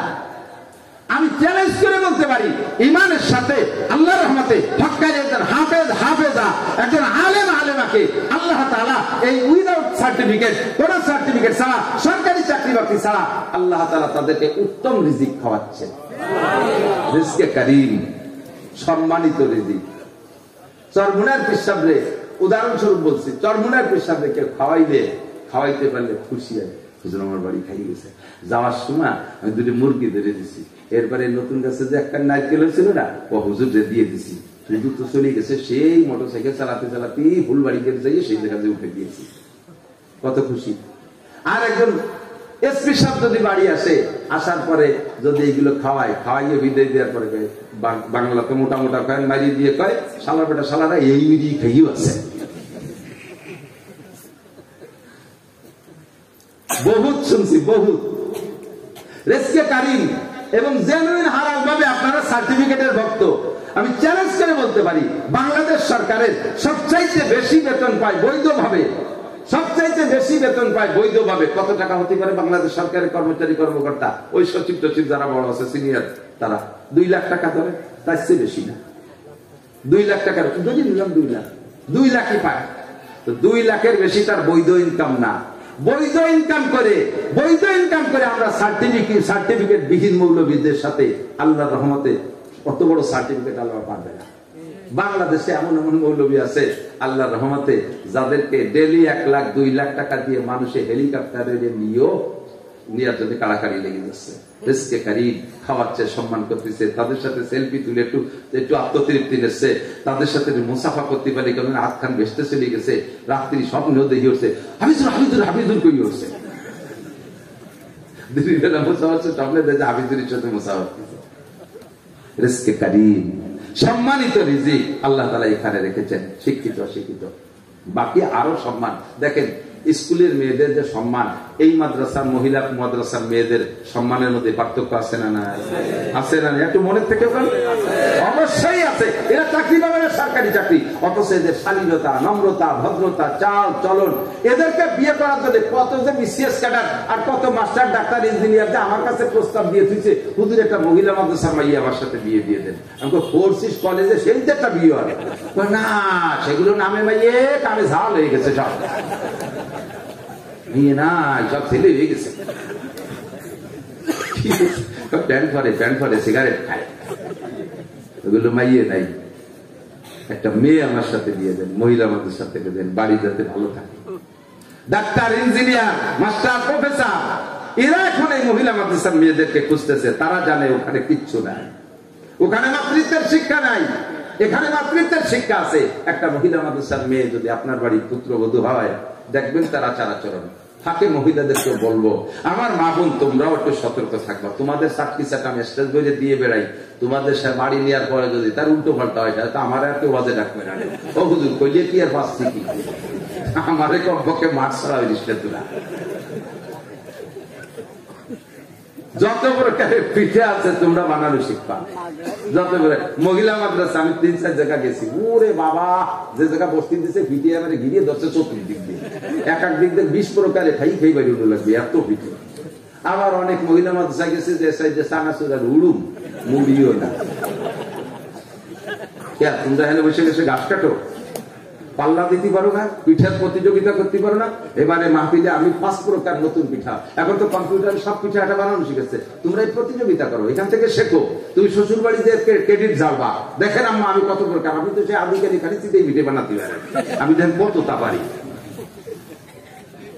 শুধু কোরআন হাদিস পড়ে না, মেয়ে মহিলাদের জন্য জাগতিক সর্বশিক্ষা, সাংসারিক শিক্ষা যা আছে সবকিছু তাকে এখান থেকে শিখে দিতে হবে। আর সবই কোরআন হাদিসের শিক্ষা দেওয়া আছে। সিদ্দিকা আয়েশা রাদিয়াল্লাহু তাআলা আনহা, আরে খেয়াল করেন, নবী পাকের স্ত্রী সিদ্দিকা আয়েশা, সিদ্দিকা আকবর আবু বকরের অত্যন্ত প্রিয় মেয়ে সিদ্দিকা আয়েশা, বিশ্বের ভিতরে আর অদ্বিতীয়। কথা কন, ফাতেমা রাদিয়াল্লাহু তাআলা আনহা একদিক দিয়ে শ্রেষ্ঠ। আর হুজুর বলেন আয়েশার কথা যে সারা আরবের ভিতরে বিভিন্ন প্রকার খানার মধ্যে সবচাইতে প্রিয় খানা হলো সারিদ। ওরা একটা খানা খায়, সমস্ত খানার মধ্যে শ্রেষ্ঠ খানা হলো সারিদ। হুজুর বলেন সারা আরবের ভিতরে সমস্ত খানার মধ্যে যেমন শ্রেষ্ঠ সারিদ, সারা পৃথিবীর মেয়েদের ভিতরে শ্রেষ্ঠ আমার আয়েশা। তাহলে এই আয়েশা রাসূলের ঘরে রুটি বানায়, বুঝতে না, রুটি বানায়, যে আটা সেনতে যাইয়া, ছোট মানুষ তো 9 বছর বয়সে স্বামীর ঘরে গেছে, যে 9 বছরে তো সকালবেলা 10টা মতো গুলাপান বাচ্চারা ঘুমোই থাকে বক্তব্যে পড়ার ভয়তে, ঠিক না? আর যে আয়েশা 9 বছরে অত বড় বিশ্ব সেরা নবীকে ট্যাকেল দিচ্ছেন, তার সব চাহিদা পূরণ করতেছেন 9 বছরের মেয়ে। ফাঁকে ফাঁকে নবী যা বলতেছেন সেম কম্পিউটার মধ্যে একটা কথা আয়েশার কানের থেকে ঢুকলে একটা বেরোয় না, সমস্ত হাদিসগুলো সংগ্রহ করে রাখছে। এর ফাঁকে রুটি বানাতে যে আটা সেনতে গেছে, সেনতে সেনতে তা ঘুম এসে গেছে, হাতের মধ্যে আটা রয়েছে, ঘুমে রয়েছে, সজাগ হয়ে যায়, ছাগলে খাইয়ে লাগছে। ঘুম হইলেই আটা ছাগল। আয়েশার মতো মেয়ের আটা ছেলে রুটি বানাতে হবে, তার কি ছাত্রীর অভাব ছিল? তার কি খাদেমার অভাব ছিল? সে যদি বলতো আমাদের স্ত্রী মায়েরা আমার বাড়ি রুটি বানাই দিয়ে যাবি, তাহলে বস্তা বস্তা রুটি চতুর্দিকতে আসতো। বিশ্ব নবীর স্ত্রী আয়েশা নিজে হাতে রুটি বানায়। ও মহিলা, তুমি মহিলা মাদ্রাসায় পড়িয়া শ্বশুর বাড়িতে না, আমি লেখাপড়া শিখেছি, আমি আলেম মৌলানা মুফতি মহাদেব, আমি চুলের রুটি যেতে পারবো না, আমি রান্না বান্না করতে পারবো না, আমি এনে তাকে শাশুড়ি আমার আমার গালে উঠে দিয়ে যাবো। বেশি দিন টিকতে পারবে না, কোনো কোনো তালাক খাবা, তালাক খাতি খাতি ব্যাগ ঘুরি যাবে। সবকিছু শিখবা, মাছ কাটা শিখবা, গোশ কাটা শিখবা, রকমারি গোশ রান্না, রকমারি মাছ রান্না, এক লাউতে সব 20 প্রকারের তরকারি, মূলরে এমন বানা ভালো রান্না করতে করতে মূল না মৌলবি বুঝাই যাবে না। এগুলো সব এখান থেকে প্রশিক্ষণ নেবা। কথা বলেন, শিক্ষিত অশিক্ষিত এগুলো সব শিক্ষা, এগুলো সব শিক্ষা। বাড়ির মেহমানকে কেমন নিজের বাপের বাড়ির থেকে, নিজের বাপের বাড়ির থেকে লোক আসলে, নিজের বাপের বাড়ির লোক আসলে সর্বকালে মহিলারা তাদেরকে একেবারে কলিজাকাকে খায় উজাড় করে দেয়। আর শ্বশুরালার অন্যান্য পুরোরাত্রী আসলে তাদের দিকে ফিরেও তাকায় না। সিস্টেমটা সম্পূর্ণ পাল্টাও, সম্পূর্ণ পাল্টাও। এই বাড়ি তুমি রাজরানী হবা। তোমার সিস্টেম কি? বাপের বাড়ির থেকে কেউ আসলি তুমি তোমার মারে সাউরি দিতে পারবা, আম্মা দেয় আব্বা আমাকে বাড়িতে কিনা কিনা আছে, আমার ভালো দেখতেছেন, আপনি যা করেন কাম, এই করে ছেড়ে দিবা। আর তোমার শাওরির জামাই বা ওই শাওরির বাড়িতে বাপের শ্বশুর বাড়ির এলাকার আত্মীয় স্বজন কেউ আসলি, তুমি শাওরির উপর আম্মা আপনি বসে থাকেন, শুধু খাবারের সময় দেখবেন যে আমি কি জোগাড় করছি, পাগল হয়ে যাবা। তুমি এদের খেদমত করবা এভাবে, আর তাই দেখে তোমার বাপের বাড়িতে এসে শাওরির কাছে ছেড়ে যাবা। তখন শাওরি বেটি বুঝবে, আরে কপাল, সে আমার আত্মীয় না, আমার বাপের বাড়িতে, আমার ভাই বাড়িতে, তাকে যদি কোন জায়গায় খাওয়াচ্ছে, নিজের পালা মুরগিটা, সে মুরগিতে ডিম পারবে 40টা, তারে অর্ধেক কথা মেরে দিচ্ছে। কাজেই আমার বৌমার বাপের বাড়িতে যারা আছে তাকে যদি ছাগল মারা উচিত। আর তুমি শ্বশুর বাড়ির পদ্মে সে আইসে, তখন সে আমার মাথা আদর্শ আমি ঘুমোচ্ছি, আম্মা ঠিক আছে ঘুমোর সময় আছে, একদিন বোঝাবে গেলে। যেদিন তোমার বাপ পাইছে তোমার বাড়ি, সেই সময় সাউরি করে আমার ডায়েরি হয়েছে, এর মধ্যে কোনো মেহমানদারি হবে না। কামা কাদিনু তো জানো জৈসা করনি। দুইজন এক জায়গায় শুইছে, শুইয়ে একজন বলছে দোস্ত তুই আমাদের শুসনি। আমি হলো ঘুমের মধ্যে পেটে লাথ হই, এত রাগ হবে না তো তুই আমাদের শুনি। ও না না না কোনো ঘটনা না, কেউ যদি আমার পেটে লাথে সে সময় আমি ঘুমের মধ্যে তার মুহি লাথ হই।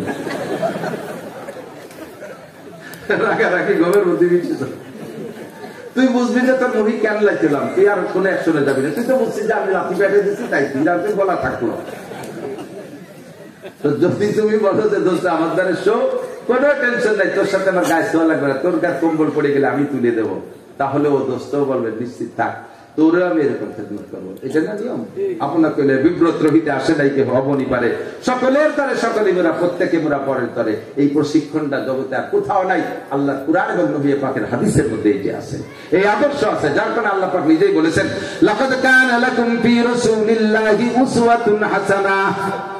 মুহাম্মদুর রাসূলুল্লাহর মধ্যে রয়েছে তোমাদের জন্য উত্তম আদর্শ, উত্তম আর কোথাও পাবেন না। আমি রাত বছর পর বছর আপনাদেরকে এক একটা করে হাতে ধরে উত্তম আদর্শ, নবী পাকের উত্তম আদর্শ শিক্ষা দিতে পারবো।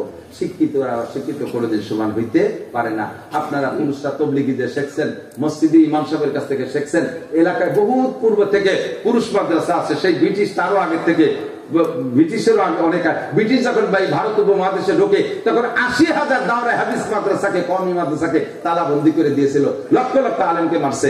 কাজেই পুরুষের শিক্ষার ব্যবস্থা অনেক আগে থেকে আছে, মেয়েদের শিক্ষার ভালো ব্যবস্থা ছিল না। আমি তো মক্তবের ড্রাইভারিও করছি, মক্তবের ড্রাইভারি, মসজিদে সুবাইর বাজারি, ওই কিরাতখানার হেলপারি, এই করি টরি শেষে এই পর্যন্ত আইছি।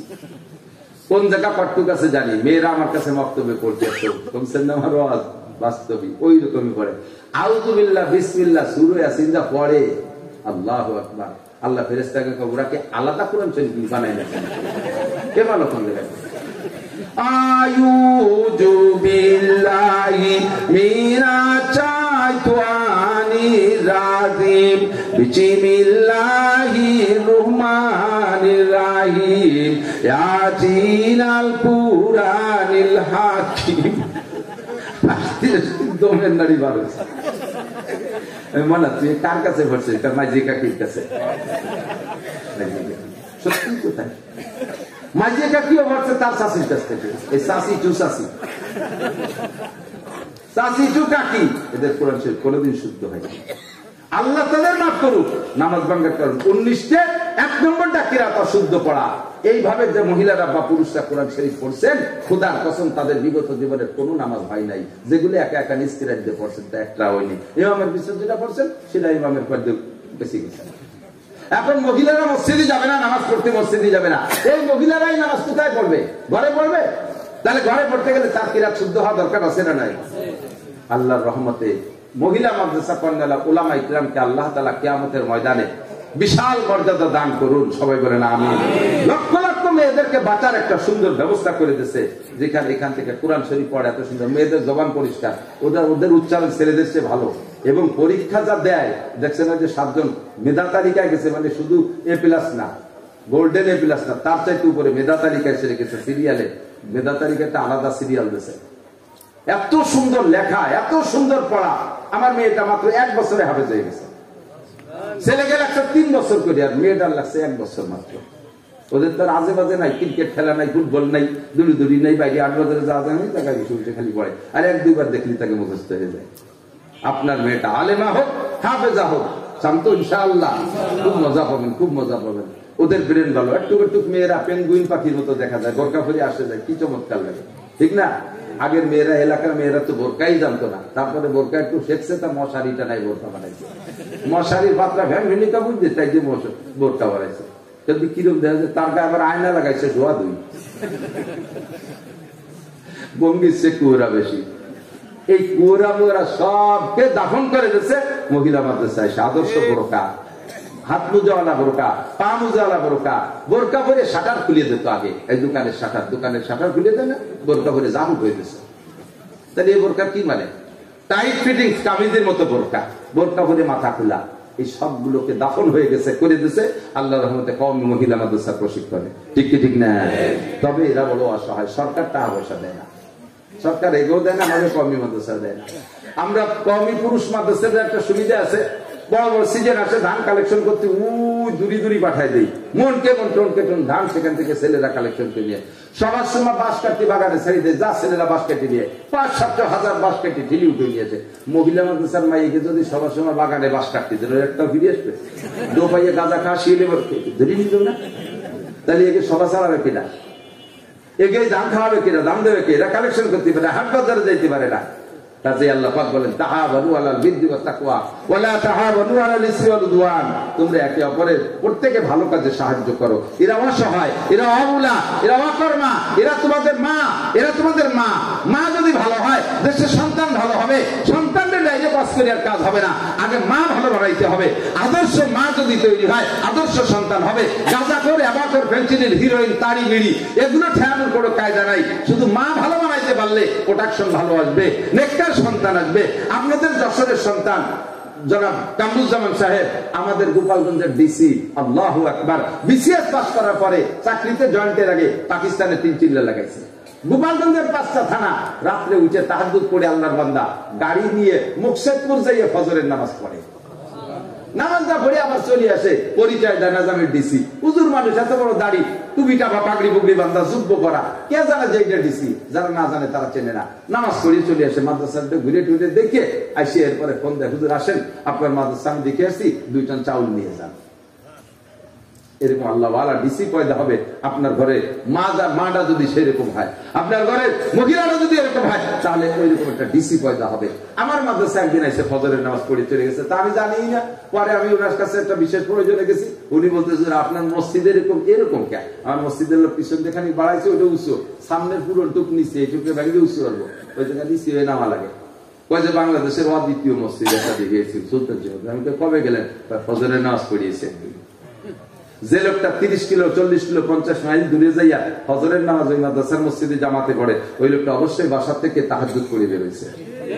এরকম একটা তাহাজ্জুদ পড়া ডিসি, তারপরে ডিআইজি রফিকুল ইসলাম শিমুল, এরকম একটা সন্তান, নেক সন্তান যদি পাইতে হয় অফিসার, তাহলে গোড়ায় খুঁজে দেখেন তার মাটা আল্লাহ আলী পর্দানে সিনেরটা মা। এইটা জাতীয় মা তৈরি করার কারখানা আর কোথাও না, একমাত্র কওমি মহিলা মাদ্রাসা ছাড়া। আমরা এখানে যে যতটুকু পারি সাহায্য সহানুভূতি করব। 500 মেয়ে, এরপরে আরো আসতেছে, জায়গা দিতে পারতেছে না। আপনাদের গ্রামে মেহমান আসুক আর তারা না খেয়ে না থাকার জায়গা না পাইয়া চলে যাক, এটা কি আপনারা চান? যদি তা না চান, তাহলে আপনার বাড়ি বিল্ডিং করছেন, আপনার বাড়ি পাকা পায়খানা, আপনার বাড়ি পাকা ঘর আছে। আল্লাহ রসুলের মেহমান, কুরআনের মেহমান মেয়েদের জন্য, অসহায় অবলাদের জন্য আপনাদের একটা বরাদ্দ এখানে থাকতে হবে, একটা বরাদ্দ থাকতে হবে। জীবনে বহু কামাই করছেন, হিসাব নাই, অডিট করলে কেউ হিসাব দিতে পারবে না জীবনে কত টাকা কামাই করছেন। আর সামনে যা কামাই করবেন তাও জানেন না কি কামাই করবেন। এবং এই কথাও সত্য, জীবন ভরে যা কামাই করছেন তা সব রাখতে পারেন না, এই কথাও সত্য। ঠিক কি ঠিক না? জীবনে যে যা কামাই করছেন সব কি আছে? কার আছে? একজন হাত দেখান যে আমি জীবন ভরে যা কামাইছি সব আছে। তাহলে বুঝবো যে আপনি কি পরিমাণ কিরপিন খরচ করেন নাই। আন্তর্জাতিক খ্যাতি সম্পন্ন শুধু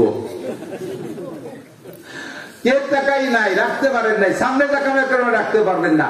ফাঁকে আপনি এই মহিলা মাদ্রাসার খেদমতে 1000 ইট, 2000 ইট, 10 বস্তা সিমেন্ট, 50 বস্তা সিমেন্ট, 100 বস্তা সিমেন্ট এর জন্য রেখে যান। খোদার কসম কিয়ামত পর্যন্ত এখানে যত মেয়েরা যত তিলাওয়াত করবে আপনার আমলনামা যাইতে